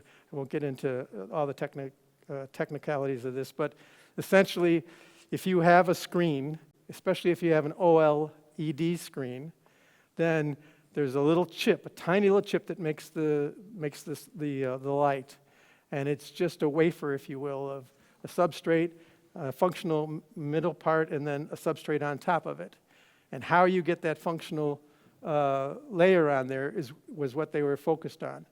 There's massive machines that produce at an industrial scale quite efficiently, but the problem they detected was there was no way to make small amounts. So if you're a researcher or a developer and you only need some for a prototype or for some research in a lab, you can't make 3 or 4 chips. You either make 1 million or you try to use other technologies to get the same outcome, but it was nowhere near as efficient as what they had to offer. So they said, okay, if we're going to do that, then we're going to be able to outsource the components and assemble it, the device in-house. And then we're going to have two distribution methods. One, we're going to sell directly, mostly to university labs. And the other way is we're going to sell it through a distributor to the R&D facilities, the corporate R&D facilities. So they mapped out exactly how they're going to work, right? Okay. So now we've answered who, what, why, and the how, which included the main activities. The revenue model was buried in there. The position in the industry map, which simply means where our supply is going to come from, what are we going to do, and then how do we get our products to the customers. And then what are the advantages for that business model. After we do that, we're ready to build a commercialization strategy.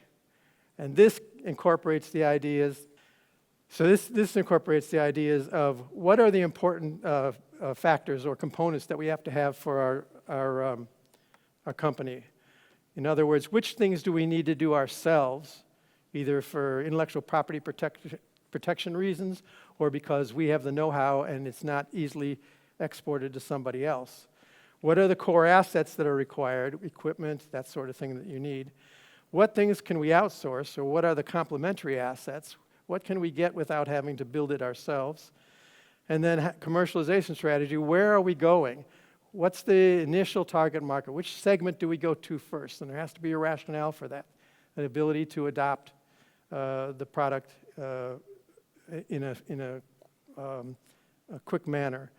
And that would lead, finally, to you have all the pieces for a business proposal. So now we've gotten ourselves to the point where we can write a business plan, okay? And we can see all the components that go in, but sitting down, we didn't do this until we were 9 months into it. So we've been working for, 8 months. We've been working for 8 months, getting all the pieces to put together, but because we had so much, it didn't take that long to actually write the business plan and prepare the pitch, because we had everything in front of us that we needed, okay? So we finally answered the questions where and when. What, who, why, how, where, and when. We had all the pieces together. So then we did what you're doing now. We pitched to potential investors. And of course, we got the money because it was a great idea. And then we launched a company. And the company actually got launched. So, as I said, it was after we had done the pitch and we were sitting around that I realized that the way we filled out those forms and the steps that we took at each phase gave us the information to make the decision that was needed to move to the next step. And then we saw how all the pieces fell together when we sat down to write the business plan. But I got to say, the biggest aha moment for us was during Q&A, because unlike here where you have a 3-minute Q&A, when we gave ours, we had to answer questions until the audience stopped asking. So we had to just keep going. And there were some investors in the audience, and they would say, well, I understand your business model, but didn't you try, why don't you do it this way?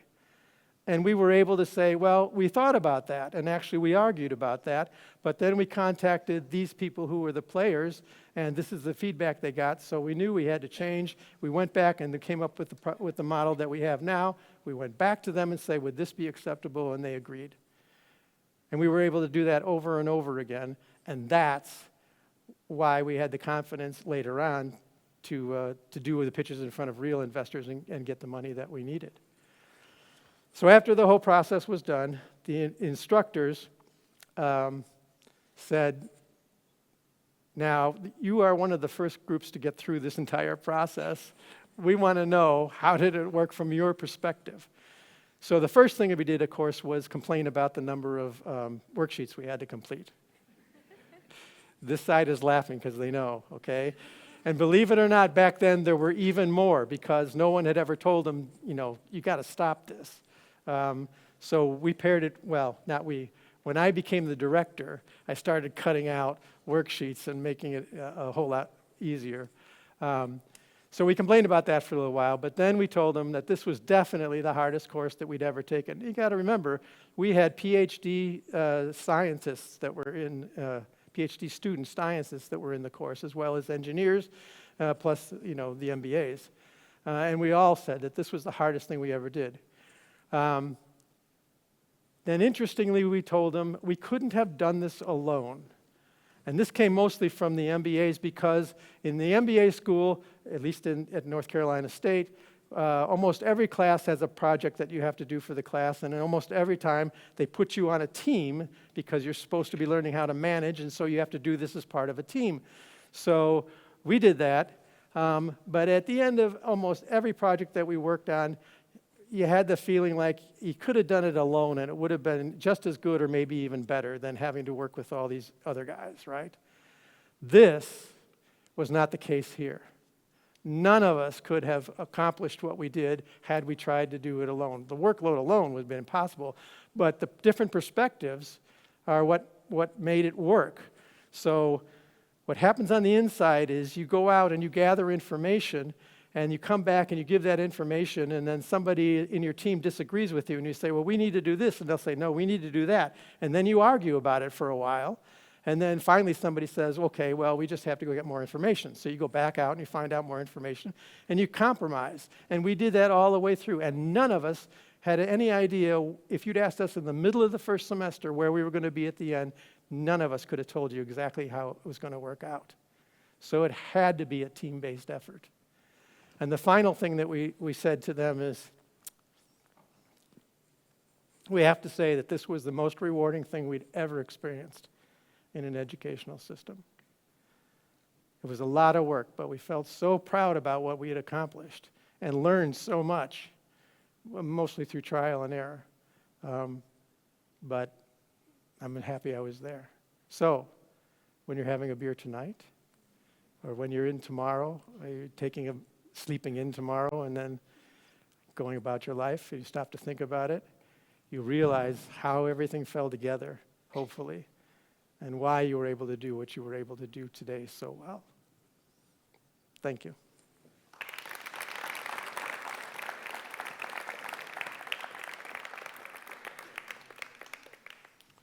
Okay, so now I become host again.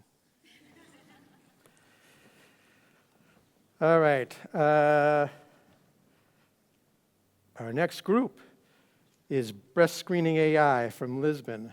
Francisco Maria Calisto from Instituto Superior Técnico and Coimbra University will present.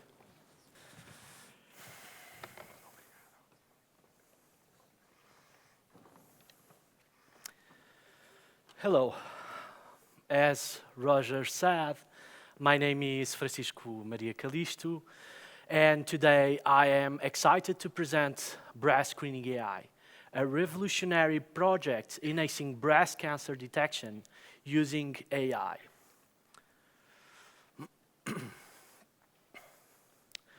But why breast cancer? In fact, breast cancer is one of the leading causes of death among women. Approximately 1 in 8 women will suffer from breast cancer during their lifetime. Let's walk through the current workflow for diagnosing breast cancer. Women typically undergo routine screening mammograms, which are X-rays of the breast. But mammograms alone can face up to 27% of cancers, specifically in women with dense tissue. Sorry. Next slide, please. Because of that, additional tests like ultrasounds, as I was saying, and MRIs are performed if the mammogram shows something suspicious. Next slide. If these tests confirm abnormalities, a biopsy is conducted to check for cancer cells. However, this process can be slow, stressful, and sometimes inaccurate.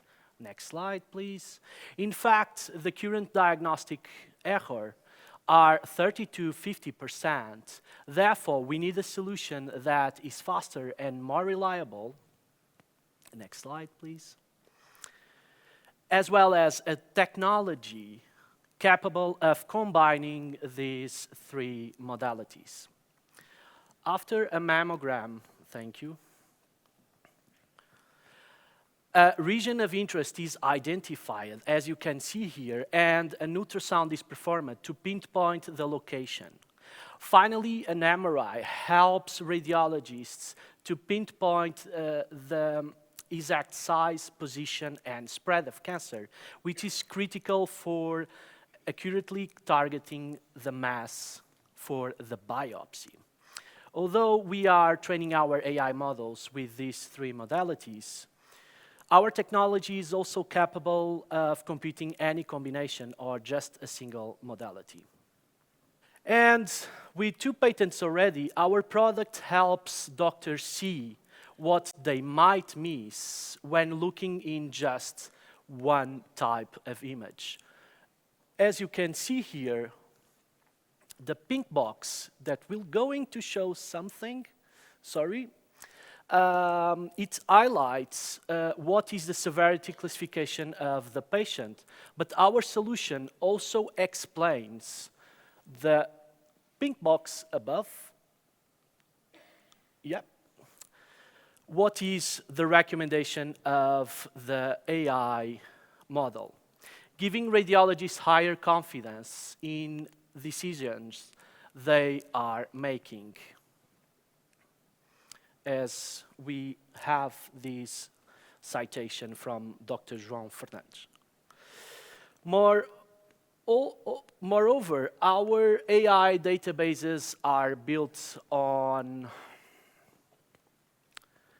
proprietary datasets, such as private and public institutions, and we have already partnerships with 15 total clinical institutions. And our solution can reduce the number of false positives from 40 to 20%. This means that we can have less unnecessary biopsies, as well as less costs. But more importantly, we can reduce the number of false negatives from 10 to 4%, meaning that we can have a more timely treatment with less death from the patient. We are also reducing the diagnostic time from 11 to just 3 minutes, making radiologists diagnose almost 4 times more patients during one day. The global market of AI in breast imaging is projected to reach 6 billion by 2033. But what makes us better than our competitors? Our competitors have one thing in common. They utilize one single image source. Instead, we combine several. Competitors like Lunit, they are limited to do just screening by using just mammography. Even widely used solutions like MammoScreen by Terapixel face the same limitation. Because they rely on mammograms, they lack on what ultrasound and MRI together can provide to radiologists, specifically the exact location and the volume of the mass. So our business model is simple. Hospitals give us the medical images, then the BreastScreening-AI trains over those images and outputs the results as a software as a service working with and together with radiologists as a second opinion. And finally, this software as a service solution provides and aids radiologists to do a better decision-making and reporting. So now let's talk about the roadmap From 2022 to 2026, we focused on research and clinical trials for what we already secured about 2 million in public funding and European programs. We plan to enter the market by 2027 and scale our operations from 2028 to 2031. But before that, we need 2 million more for development and operations. Let's hope through the European Innovation Council Accelerator Program, but also with your help. So, hospital subscription is our main revenue source. Additionally, we can integrate our AI algorithms into medical devices, making our second revenue. We already have here a partnership with Siemens Healthineers, where we expect to generate about 2 million in annual revenue with a net profit of 500K by 2027. Let me introduce our team. Along with Professor Carlos Santiago with me today, and Professor Jacinto Nascimento, the father of this project, we are working together on data extraction and AI solutions since 2015, while Professor Nuno Nunes is helping us on user research since 2018. Additionally, Dr. João Maria Abrantes is also working with us since 2018. The rest of the team is working together since 1 year ago. In summary, breast screening is revolutionizing breast cancer diagnostics with our advanced AI technology. We are improving accuracy, reducing time, enhancing patient outcomes. We believe our solution can make a significant impact in the fight against breast cancer. In fact, during this presentation, about 10 women died from breast cancer, and 200,000 euros were wasted on unnecessary biopsies in just 7 minutes. Our solution can prevent this. Let's act now. Thank you.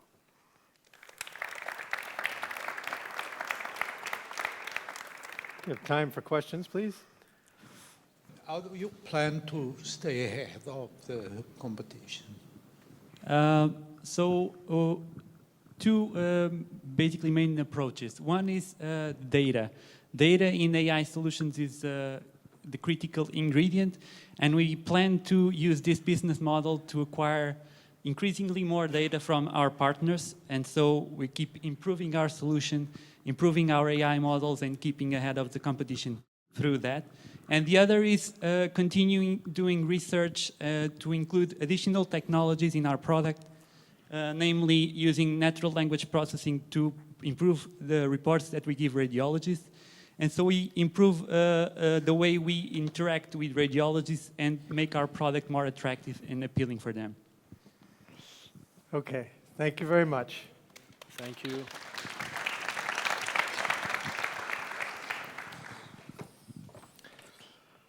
All right, our next presentation is online. It's coming from Italy, miRALS 129.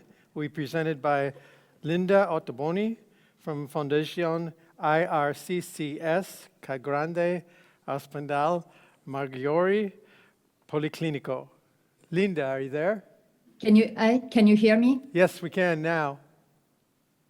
Okay, awesome. Thanks a lot. So good afternoon, everybody. I'm Linda Ottoboni, and on behalf of miRALS, I will present you our therapeutic strategy to combat amyotrophic lateral sclerosis. Okay, so ALS is a rare but fatal and devastating disorder that primarily affects the motor neurons. And the number of patients, so over 100,000 individuals, is between 4 and 6. There is still partial knowledge on the mechanisms that leads to neurodegeneration and cellular dysfunction with an accumulation of toxic metabolites, as well as of aggregates and mislocalizing molecule of RNA and also proteins that originating within the cells can contribute to the disruption of the motor unit, as you can see here on the pictorial on the right. And the motor unit is the key determinant for muscle contraction. And muscle contraction are, of course, fundamental for vital function like breathing and cardiac beating. Therefore, alteration of the vital function are critical for life survival. And for those patients, life survival, unfortunately, from the disease onset is not more usually than 3 to 5 years. So currently there are no effective therapies, and more than 300,000 subjects are affected by ALS worldwide. We have identified a strand of RNA that can contribute to the accumulation of intracellular aggregates of protein and RNA molecules. And this is a small RNA called microRNA 129. We demonstrated that microRNA 129 upregulation is responsible for the excessive reduction of UD and other protein that actually regulates the metabolism of RNA molecule. If this metabolism is altered, it can trigger aggregates-mediated toxicity that I talked to you before. So we confirmed this upregulation of microRNA 129 level in both the genetic-driven ALS cellular and mouse model, as well as also in blood from sporadic patients. And therefore, we sought for a way to remove the problem, so the cellular accumulation of aggregates and the related detrimental consequences, functional consequences that occur, to preserve neuronal survival, to improve patients' quality of life and length of life, and ultimately to reduce the economical burden cost for the healthcare system. To this end, we designed an antisense oligonucleotide, an ASO, an RNA-like molecule, which is basically complementary to microRNA 129, that can block the aggregate accumulation that downstream determines cellular dysfunction, toxicity, and then neurodegeneration. And this mechanism can be effective actually in principle in any type of ALS subjects. Our technology, miRALS, is actually protected by a patent. The blocker of microRNA 129, miRALS, has been able to extend mice survival of 20 days over an average life of 160 days for those mice, for these models, to support mice endurance, and ultimately also to increase the number of intact neuromuscular units in the affected mice, so that they could live longer and better. What we plan to do? We plan to enter first in the US market that is currently predicted for ALS to reach a value of $1 billion by 2030, and then move to Europe and Canada. And we do envision an overall potential market for our product of 18 billion. So currently we need to compete with 3 other available drugs on the market for ALS. 2 are very old and do not really extend life of patients, but they only have a slight effect on the improvement of endurance of mild cases. The third one, tofersen, it's also an antisense oligonucleotide as our molecule, but it is targeting a different gene, actually a different molecule, the SOD1 gene. And although it is on the market since not that long time, it does not seem to have a strong impact of patients' life extension. And more important, we need also to mention that this treatment is only effective for subjects with mutation on specific genes, and those subjects are roughly 5% of all ALS individuals. So our business model, which is somehow conventional for a pharma product, will seek for financial support to get to the production of our injectable formulation, and followed by then the implementation of the shipping and distribution chain to the hospital and to clinicians. To this end, once we have completed basically our ongoing preclinical validation phase by early next year, working on both on human samples and on a second mouse model, we are planning to engage with venture capitals and investors to discuss support for the toxicological assessment in animal, and to be ready then for filing to our IND protocol to the FDA by early 2027, while discussing the licensing negotiation with venture capitals. And by the end of 2028, we will move into the first-in-man trial, followed by the validation in a larger clinical cohort. We overall predict that the expenses to reach to complete the first phase 2 trial will be roughly 15-20 million of dollars that we need. So aiming for likely an orphan drug designation by 2030, and assuming a selling cost per unit for our product of roughly $30,000, And assuming to sell in the next 5 years after entry market, more than 27,000 units for more than 27,000 patients, we predict to have a net profit in our business of roughly 5 billion. This effort will be possible thanks to the joint expertise of the scientific and technology transfer units working together since more than 3 years on this program at IRCCS Foundation, Ca' Grande in Milan, which is one of the oldest university research hospitals in Italy. And all in all, I want to say that miRALS is proposing myrcen as a blocker to prevent neurodegeneration and to support ALS patient quality of life for a large fraction of subjects. And thank you, you and also the S3E team, and happy to take questions.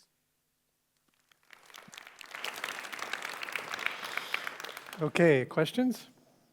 I'm curious, have you talked with some companies or investors, so in order to validate what you are claiming?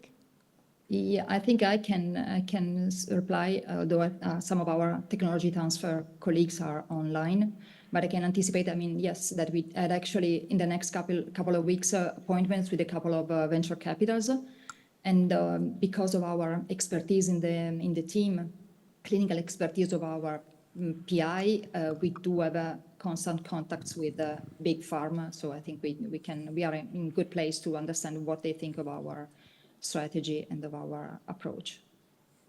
Thank you. Thanks. I was just wondering, one of your competitors uses a molecule that is similar to yours, and it can only be successful or used in 5% of ALS population. Isn't that a problem that you will have with your product?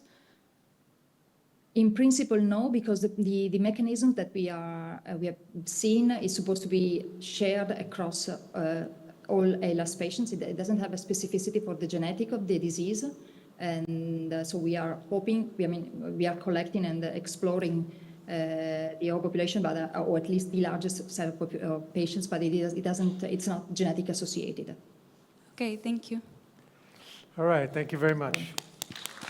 Very good, Linda. Thank you. Thanks. Our next presentation is OncoMagnetoSweep from the Institute for Research and Innovation in Health, to be presented by Marta Laranjaira. So, hello to you all. I'm here representing the startup MagnetoSweep to share with you our first product, the OncoMagnetoSweep. So, cancer is a major problem worldwide. Last year, 20 million new cases arose. Unfortunately, half of these numbers pass. And it is expected that these numbers increase in 2040 to 13 million new cases with 50 million deaths. What is behind these numbers? In one word, metastasis. 90% of cancer-related deaths are due to metastatic cancer. Before this speech, you may think that primary tumor was the most lethal one, but that's not exactly the truth. The metastatic process is a complex one, and circulating tumor cells are key players that are released from the primary tumors into the bloodstream and travel throughout the body. They end up creating new tumors in distant parts of the body. So, knowing this, can you think of a new strategy to stop these deadly cells? Well, we did it by eliminating these cells in the patient bloodstream. How? Using our technology, the MagnetoSweep. We use superparamagnetic particles coated with a specific combination of antibodies studied by us that are going to bind only to the CTCs in the blood flowing in an external system. So at the end of this system, we'll have magnets that will trap the magnetic particles and the CTCs, avoiding this way that these inorganic magnetic particles circulate inside the patient's body. Also, this technology can be used to target and eliminate other blood contaminants, such as bacteria or drugs. So, our product, the OncoMagnetoSweep, will be launched in the oncological treatment segment. It is a kit composed by several disposable components: the magnetic particles already coated with the antibodies, the magnets, the catheters, and the hemocompatible tubes. All these components are compatible with blood treating machines, such as hemodialysis machines. Surgery, chemotherapy, radiotherapy are therapeutical events that lead to a higher release of CTCs into the blood circulation. Taking this into account, it makes sense to use our product during these events or as a component to use with other cancer treatments. So, previous studies done by us at lab show us that our product can retain 60% of the circulating tumor cells in just one passage. This percentage is much higher than when compared with competing technologies. Furthermore, our competitors show significant disadvantage, such as blood cell damage, high invasiveness, and longer treatment time. To launch the product in the market, we choose the breast cancer segment because it's the most common type of cancer in Europe and also the one that leads to a higher number of deaths. In the first year, our target market will include all the women that are diagnosed for the first time with metastatic breast cancer. In the third year, we will move to the target market that includes all the women that are diagnosed with breast cancer. In the fifth year, we will reach a higher market, the one that includes the women that are being treated for cancer, with a value of 47.7 billion euros. The next step will be launch the product in USA. Before market entering, we will need 12.8 million euros. After that, we need 26 million euros, with a total investment of 39 million euros, taking into account that the selling price will be around 10,000 euros per kit. Our cumulative cash flow will start to be positive in the fourth year after market entry in 2032, and it will increase all through the years. We are a highly qualified team composed of 3 researchers and the TTO, with a cumulative experience in biomedical engineering of more than 30 years. So, we ask you to join the fight against metastatic cancer and stand up with us to stop the spread of this deadly disease. Thank you for your attention. We welcome your questions.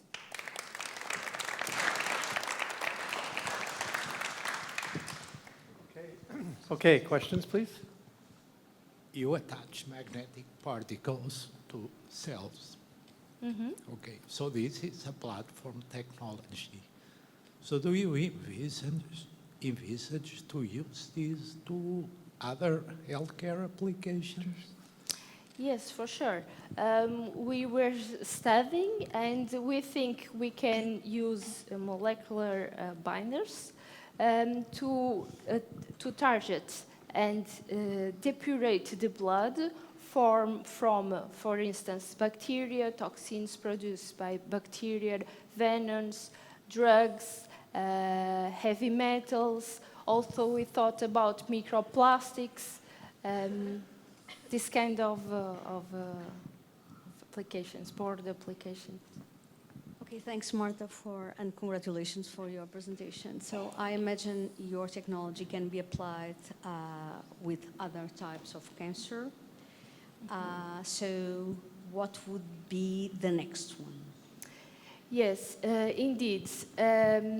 Previous studies show that in patients' blood samples, when we have a higher number of CTCs, it is associated to a very bad prognosis leading, related with metastasis.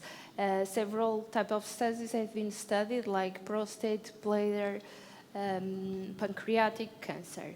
Furthermore, we can adjust the combination of the antibodies to target specifically CTCs from different types of cancers. I would say that the next cancer that we should look into it would be the prostate one, because it's the one with a very high incidence in men, and also because many patients have a higher survival rate, and they have to do vigilance as the one in the breast cancer, and they have to do regular screenings and preventive treatments. So our device is also good for that. Okay, thank you very much. Thank you. Our next presenters have traveled the furthest to be here with us today. Greta Šerškutė from Vilnius University in Lithuania will present EcoPlan.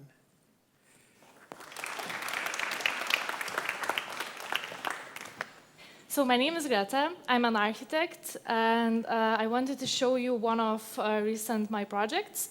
This one is two-dwelling house in Vilnius, and imagine that one project can contain more than 500 different materials itself. And choosing those materials is really a frustrating reality for architecture, engineering, and construction firms.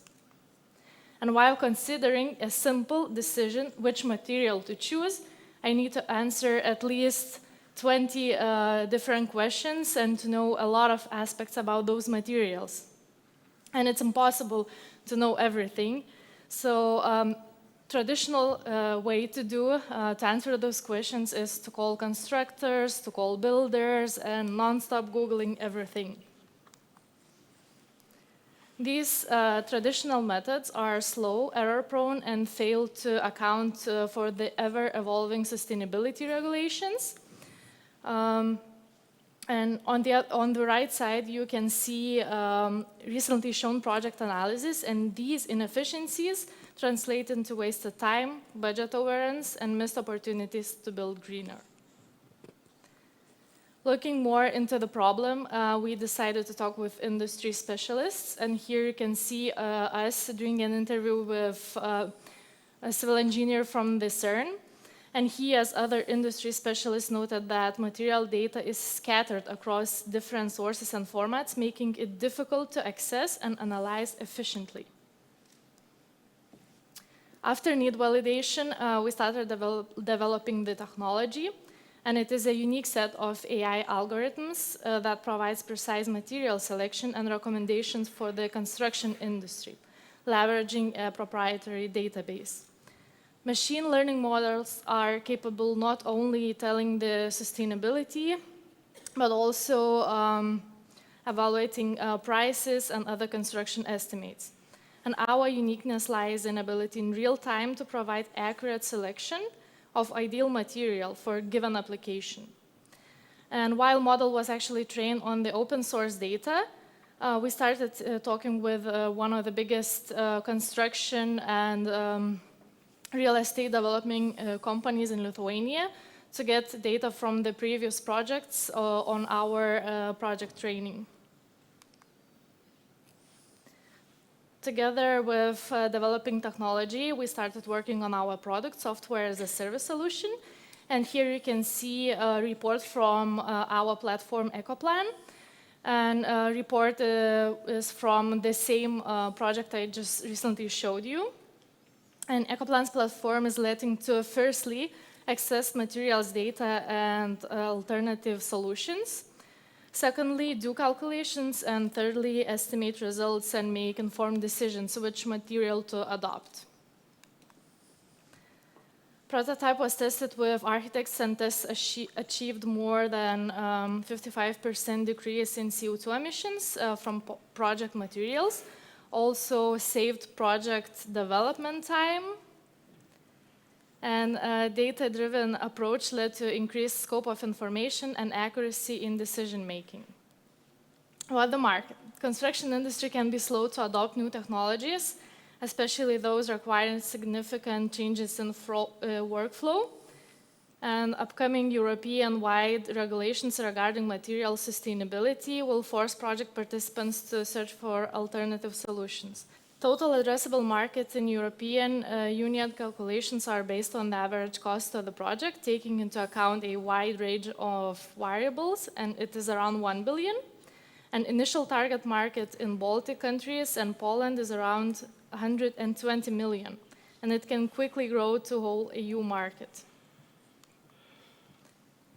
Traditional methods are limited to scope, and material selection tools struggle to keep pace, and EcoPlan differentiates itself through recommendations for sustainable alternatives, direct links to suppliers, and price estimations. EcoPlan has a business model kind of unique because we will get a revenue from both sides. Material suppliers that gets direct contact to the target market will pay for materials inclusion in our database, and then EcoPlan generates material reports and sells to construction firms. This recurring revenue model provides a steady income stream from continuous product development and market expansion. Our strategic roadmap involves key stages as product development, testing, market entry, expansion, and each will require specific investments. We seek an initial 250,000 to develop the EcoPlan beta prototype, focusing on the core functionalities. After validation, we will move to MVP development, requiring same amount. And finally, to support operations and market launch in 2026, we plan to secure 500,000. This phased approach minimizes the risk to ensure ongoing evaluation and adjustments. Due to initial limited adoption in the first year of EcoPlan aims to cover just 4% of the Lithuanian building permit market. And after the implementation of relevant EU directive, sales are expected to double, establishing EcoPlan as a major player in Lithuania. By 2027, EcoPlan targets capturing from 20 to 25% of Lithuanian market, and international expansion is planned to start on 2028, beginning with other Baltic states and then entering Polish market. And by the 2029, EcoPlan aims to achieve 30% of the Lithuanian market, 15 to 20% of Latvian, Estonian market, and 1% of the Polish market. It's about 10,000 projects annually. And we are the team of technology and industry knowledge combined together to tackle a material selection problem in construction industry. So EcoPlan is an AI-powered material selection and recommendation tool for the best construction project outcomes. Let's build a future together. Thank you.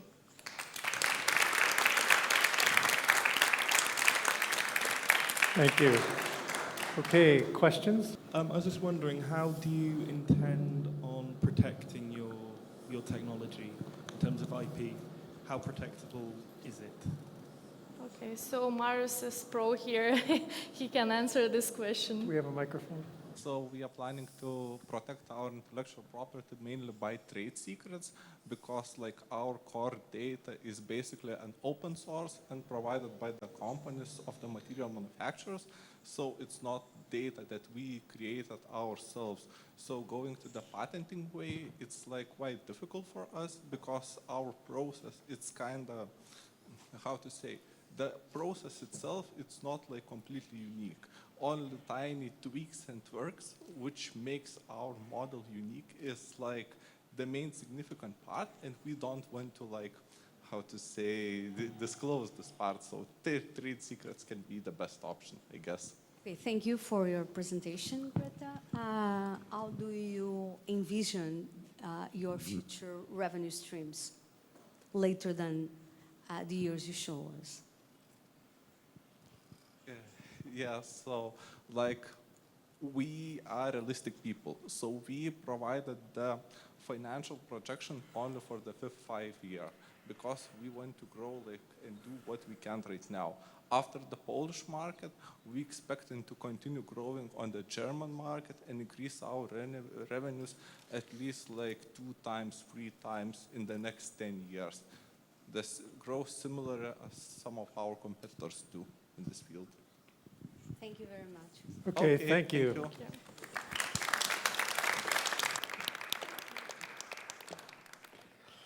Fernando Fontes from UPWIND will make next presentation. He's from the Faculty of Engineering at the University of Porto.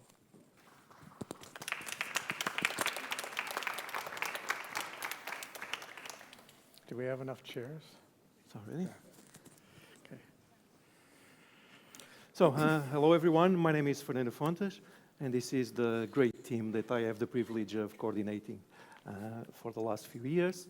Today we are bringing the UPWIND solution, that is a wind generator that will provide you clean, portable, and affordable electricity anywhere.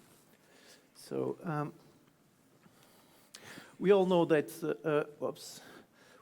electricity is essential in our modern life, but 1/5 of the world population has no reliable access to electricity.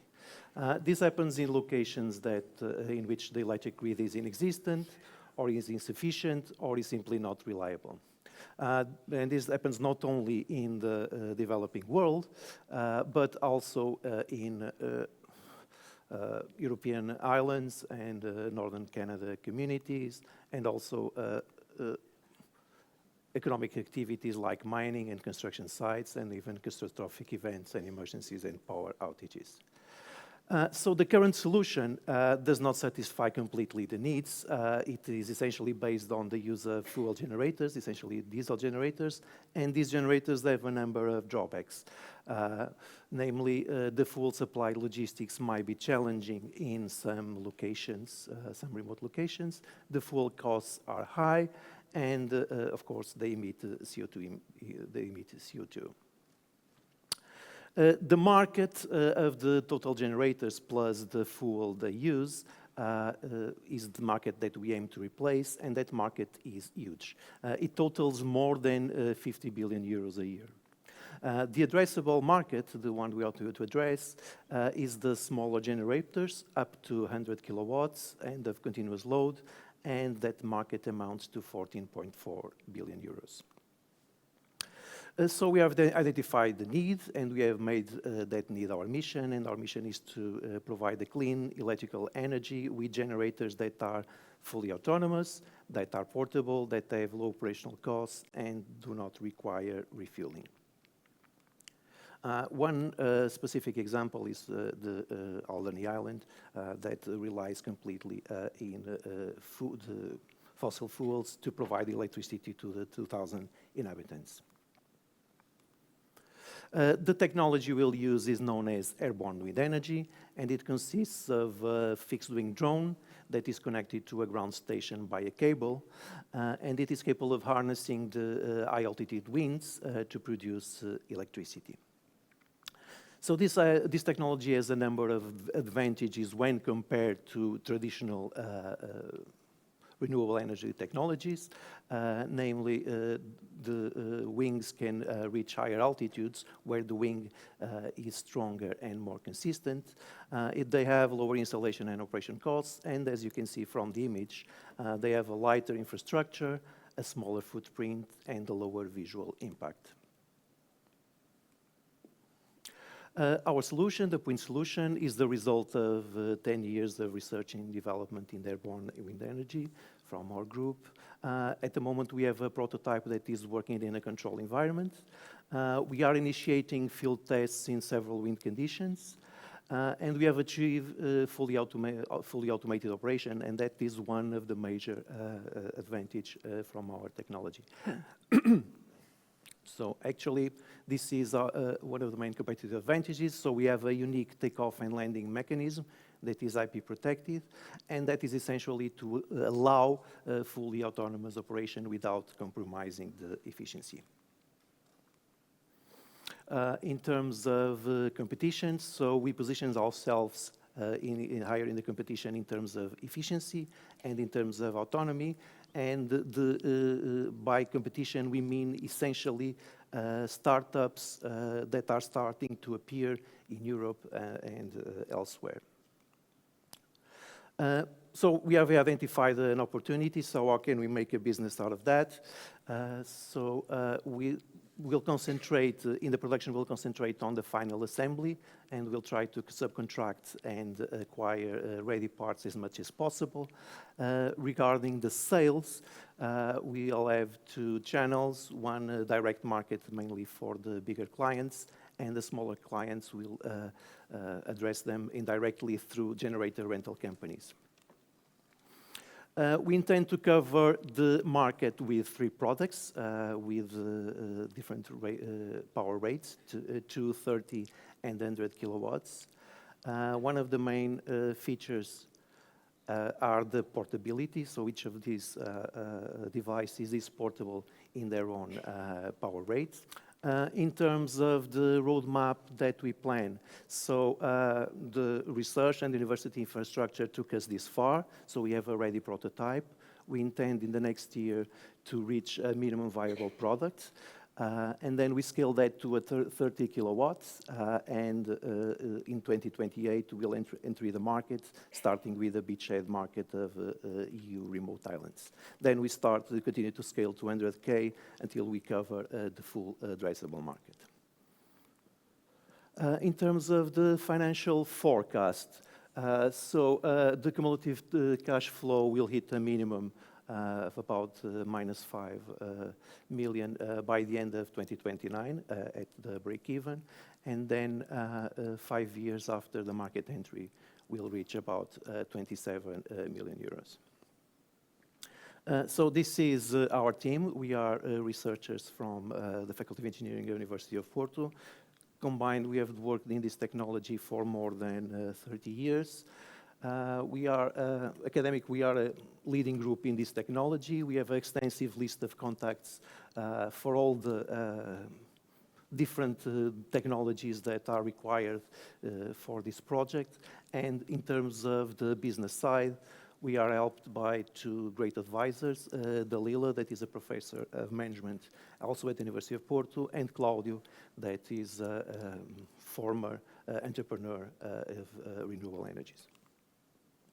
So to wrap up, our powerful team, together with a clean, portable, and fully automated wind generator, will mean that we'll be able to harness the sky to meet your energy needs anywhere.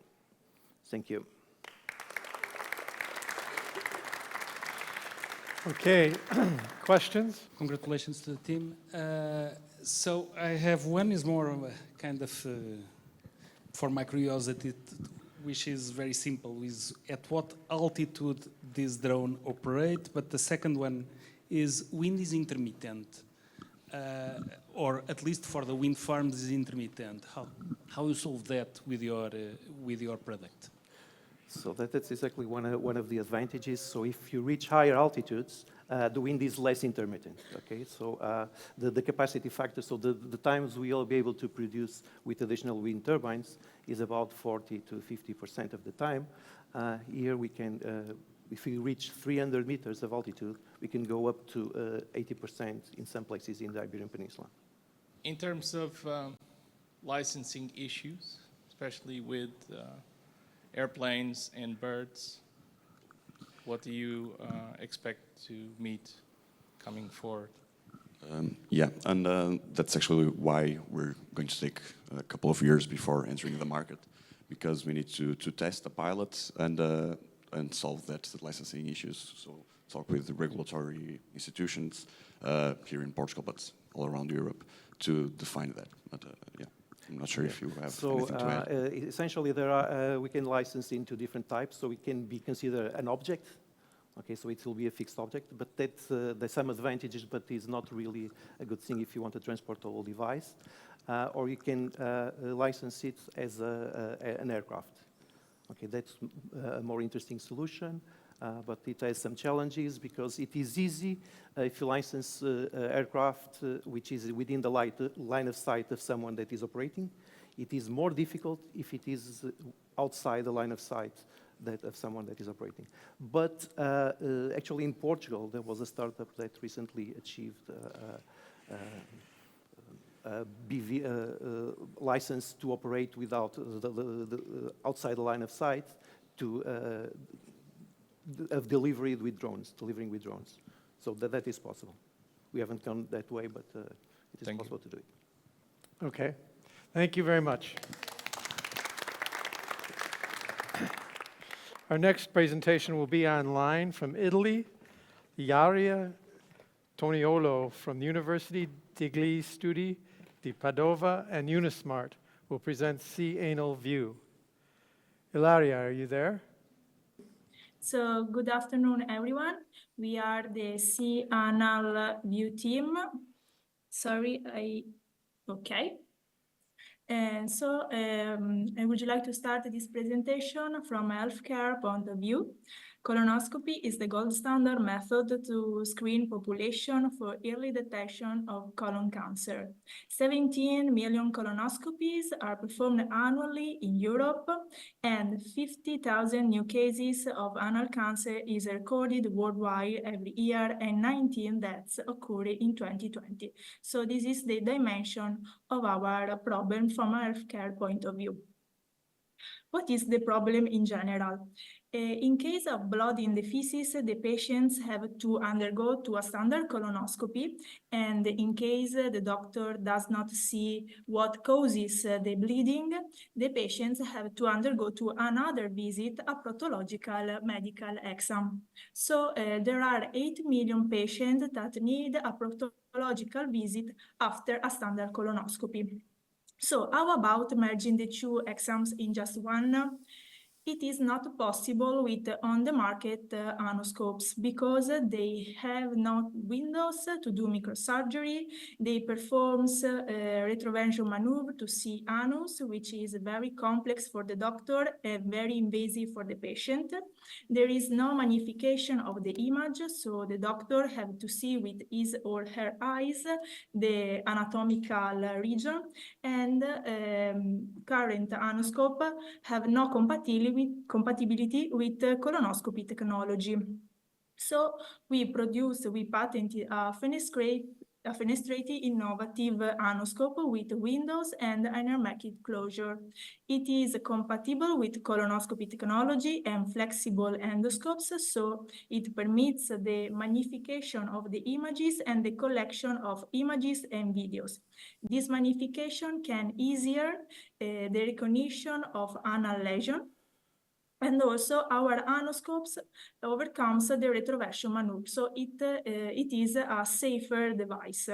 Then with its windows, it permits tissue sampling and microsurgeries. These are the details of our patent. It is a TRL4 in the TRL scale. So there are different benefits with the use of our fenestrated anoscope. It permits the visualization of both anus and rectum during standard colonoscopy. It decreases the invasiveness of the procedure, but also it decreases the cost and the time of the visits. So these benefits are correlated to different groups of people, the doctor and the patients, of course, but also clinical and hospital administrations that want to optimize cost and time. Our device can be applied in different application domains. The most important ones are the colon and the anal screening sector, but also the treatment of anorectal pathologies sector. It can be used also for research purposes and to train the doctor of the future. There are several traditional anoscopes on the market, and they are our main competitors, but no one can address all the problems that the doctors are claiming. Only our fenestrated anoscope can address all the issues. In fact, as we already said, it permits anus and rectum visualization, it reduces the number of visits, but the main important feature is that it is compatible with standard colonoscopy device and permits image acquisition and processing. For the market analysis, we started to consider the European market with a bottom-up approach. We have 8 million of proctological exams performed each year, and the device price is about 60 euros. So our total addressable market is 418 million. Our business model is a business-to-business model. After we have certificated our device, we want to collaborate with third-party manufacturers industries to produce the device and then go through distributors to reach our final customers that are hospitals and clinics. This is our roadmap from 2025 to 2029. In the first 3 years, we want to obtain all the certifications, in particular the CE certification. And in the last 2 years, we wanted to be on the market. So we expected to be on the market in 2028, and we expected to have a cumulative cash flow of 15 million in 2032. This is our team. I would like to thank the main inventor, Professor Lino Polisis, and Francesca Rizzi from the Technology Transfer Officer, and of course the program. This is a wrap of our project. So we identified the problem and we developed a fenestrated anoscope, which is able to decrease the cost, increases the safety, but also it improves the diagnosis. Thank you very much, and I hope you have enjoyed this presentation. Okay, we have time for questions. One of the biggest problems of this type of devices is the sterilization. Have you thought about it for your product? It is a single-use device, so we didn't expect the sterilization only in the first steps because of the packaging. Thank you. So I have a question. I might imagine that you are going to face several regulatory challenges. Can you elaborate a little bit on them, and how do you plan to overcome them? Yes, the most crucial point is to obtain the CE certification, and we want to have a CE material and a CE methodology in order to have, in order to easier the process to obtain the certification. Thank you. Okay, thank you very much.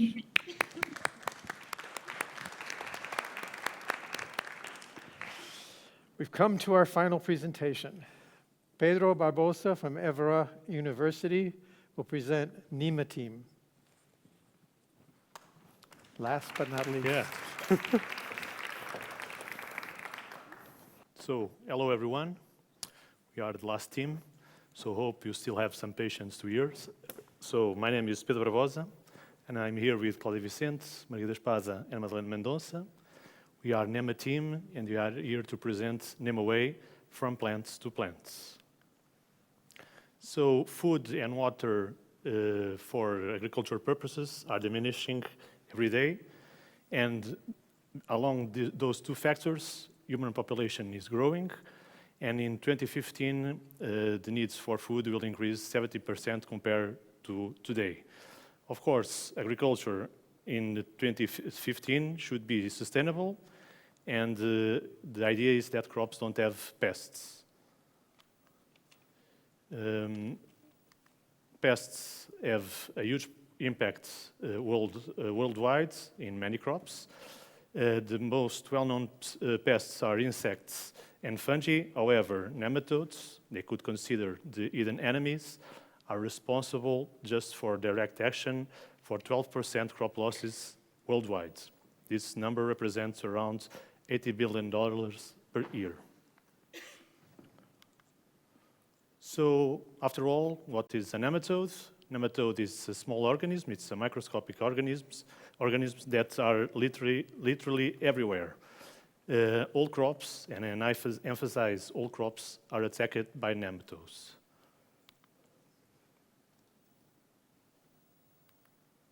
So it's a nematode world. They are from the North Pole to the South Pole of our planet. So now let's imagine that you are a farmer and you have some land, and on that land you decided to place some crop and you have nice plants. One day you decided to check to perform a soil analysis. You send the soil to the lab, and when the results return, a little pause for suspense, you have nematodes in your fields that are attacking your crop. So at the same time, you realize that your plants stop growing, leaves will become yellow, roots seem to rot, and eventually some plants will die. So you see that your crop productivity will go down the drain. What can you do to solve this problem? Well, for many years, farmers rely on synthetic nematicides to fight nematodes. But in recent years, due to factors, the game is changing. First factor, nematodes are resisting the nematicides. Second factor, synthetic nematicides are quite harmful for the environment and for human health. So new policies, especially in the European Union, are banning all synthetic nematicides or are imposing serious restrictions to their use. So there's a need for safer and greener solutions to fight nematodes. Taking that in account, we test several plant compounds to search for the Holy Grail, new nematicides, and luckily we found an active substance that is able to kill 99% of plant parasitic nematodes. So we publish the results on mortality in a peer-reviewed journal. However, our formulation is not yet published. It's on the process of being IP protected.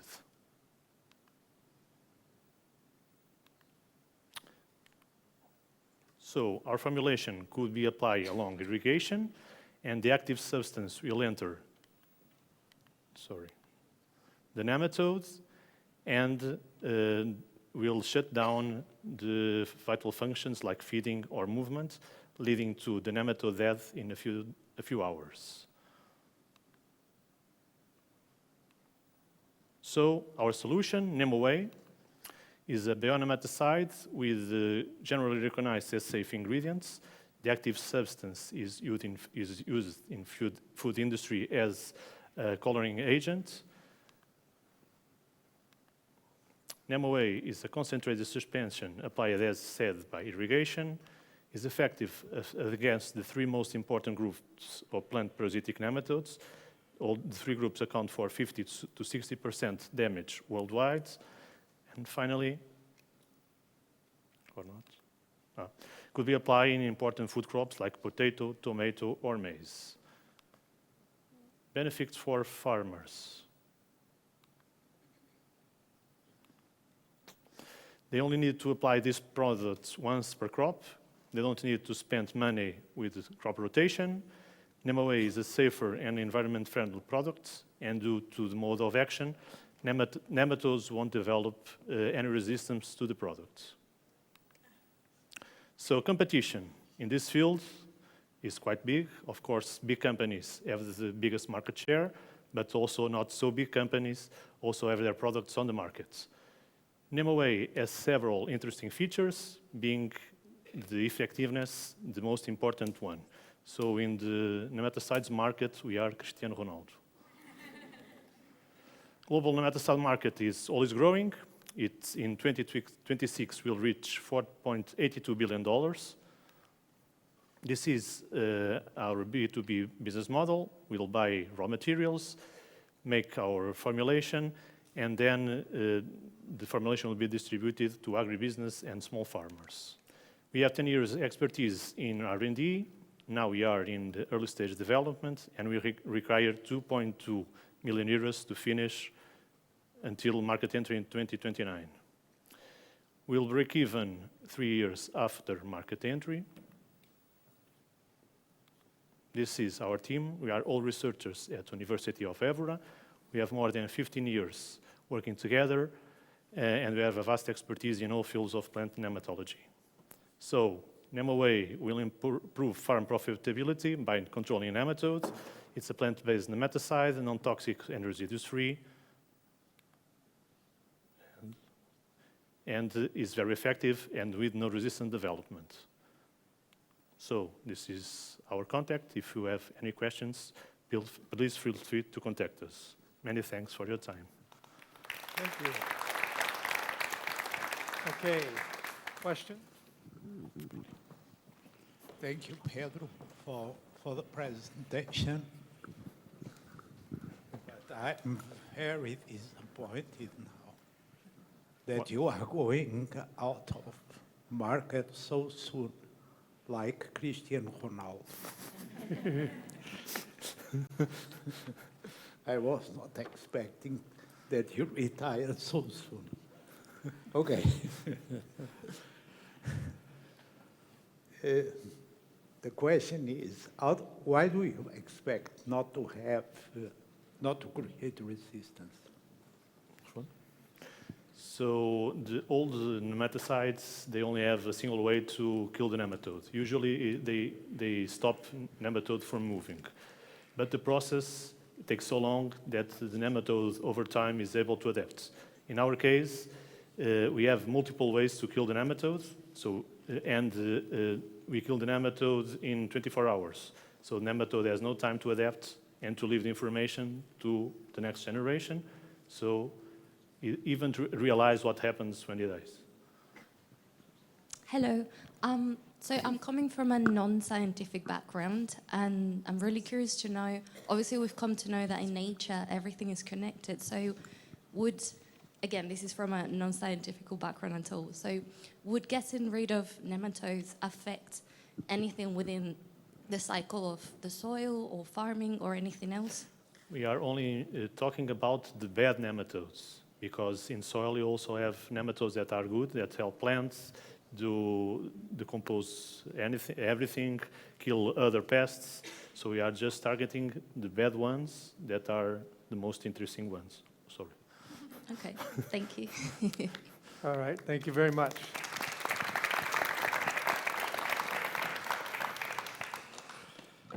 This concludes the presentations from the teams. I want to congratulate you all on a job well done. You're finally finished. And now we'll have some final remarks from Pedro Vilarinho. Thank you. You're welcome. Thank you, Roger. Nada. So I was not supposed to be here doing the final remarks. So I have a speech that was not written for me. First of all, I would like to thank everyone for participating on this open day on behalf of both HiSeedTech and the S3E consortium. This open day is an important milestone for us, because for us, it's basically the end of the S3E Start, not the end of S3E, but the end of S3E Start. So for HiSeedTech, it's a change. We'll come back to the high-tech version of the program next year. So over these 2 years, we have witnessed some remarkable achievements. more than 100 researchers and technology transfer offices from Southern Europe and associated countries were participated in a program. We witnessed the pitches of 28 research teams, 14 this year, 14 last year. We received the EIT Deep Tech Talent Initiative as a leading training course, which was important for us. Of course, we have many people to thank for the S3E program. First of all, the European Commission for funding us.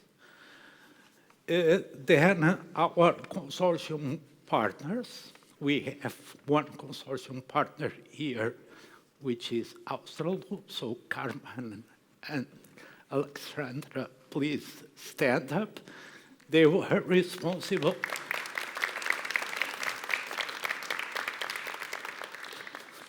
They were responsible for this and the head.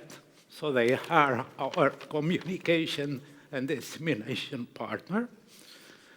Of course, we have to thank the research teams and the TTOs that participated in the program.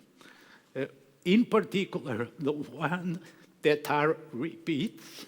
That's not the first time that were with us. Some have been coming several times. Of course, not because they like, but because they have failed before. They had to come to it again. Of course, the mentors, which are a very important part of this, and some of the mentors that have been with us for a long, long time. So thanks to the mentors. So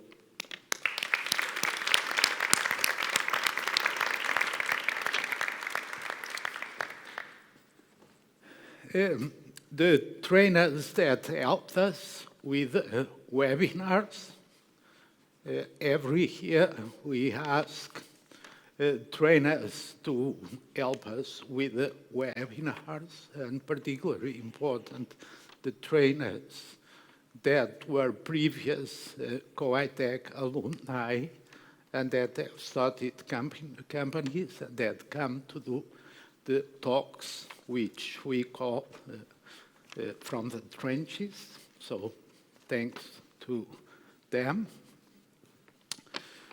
Of course, we need to thank HiSeedTech companies because they pay for the party.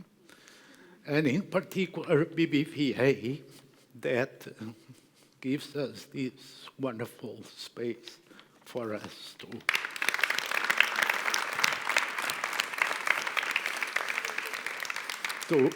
host us. Roger, that comes all the way from Hawaii. Christina, as part of the high-tech team.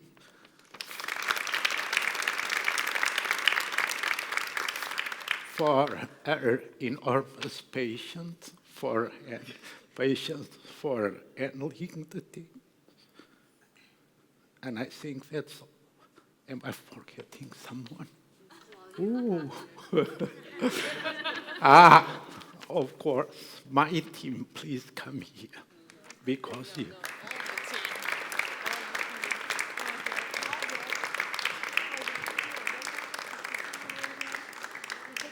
Okay, so this is the important team. So Katja, Claudia, Roger, and Christina, they are the teams that said everything. So I only come here to do the speeches.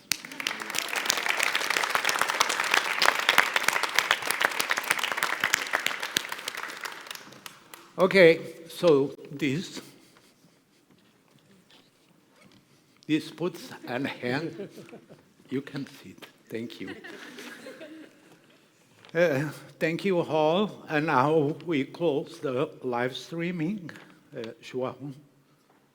And I forgot them. I always forgot. So João and Aida, they are in the back. They are also very important because they have been working with us for many, many years, and they are responsible to put the show together. Thank you.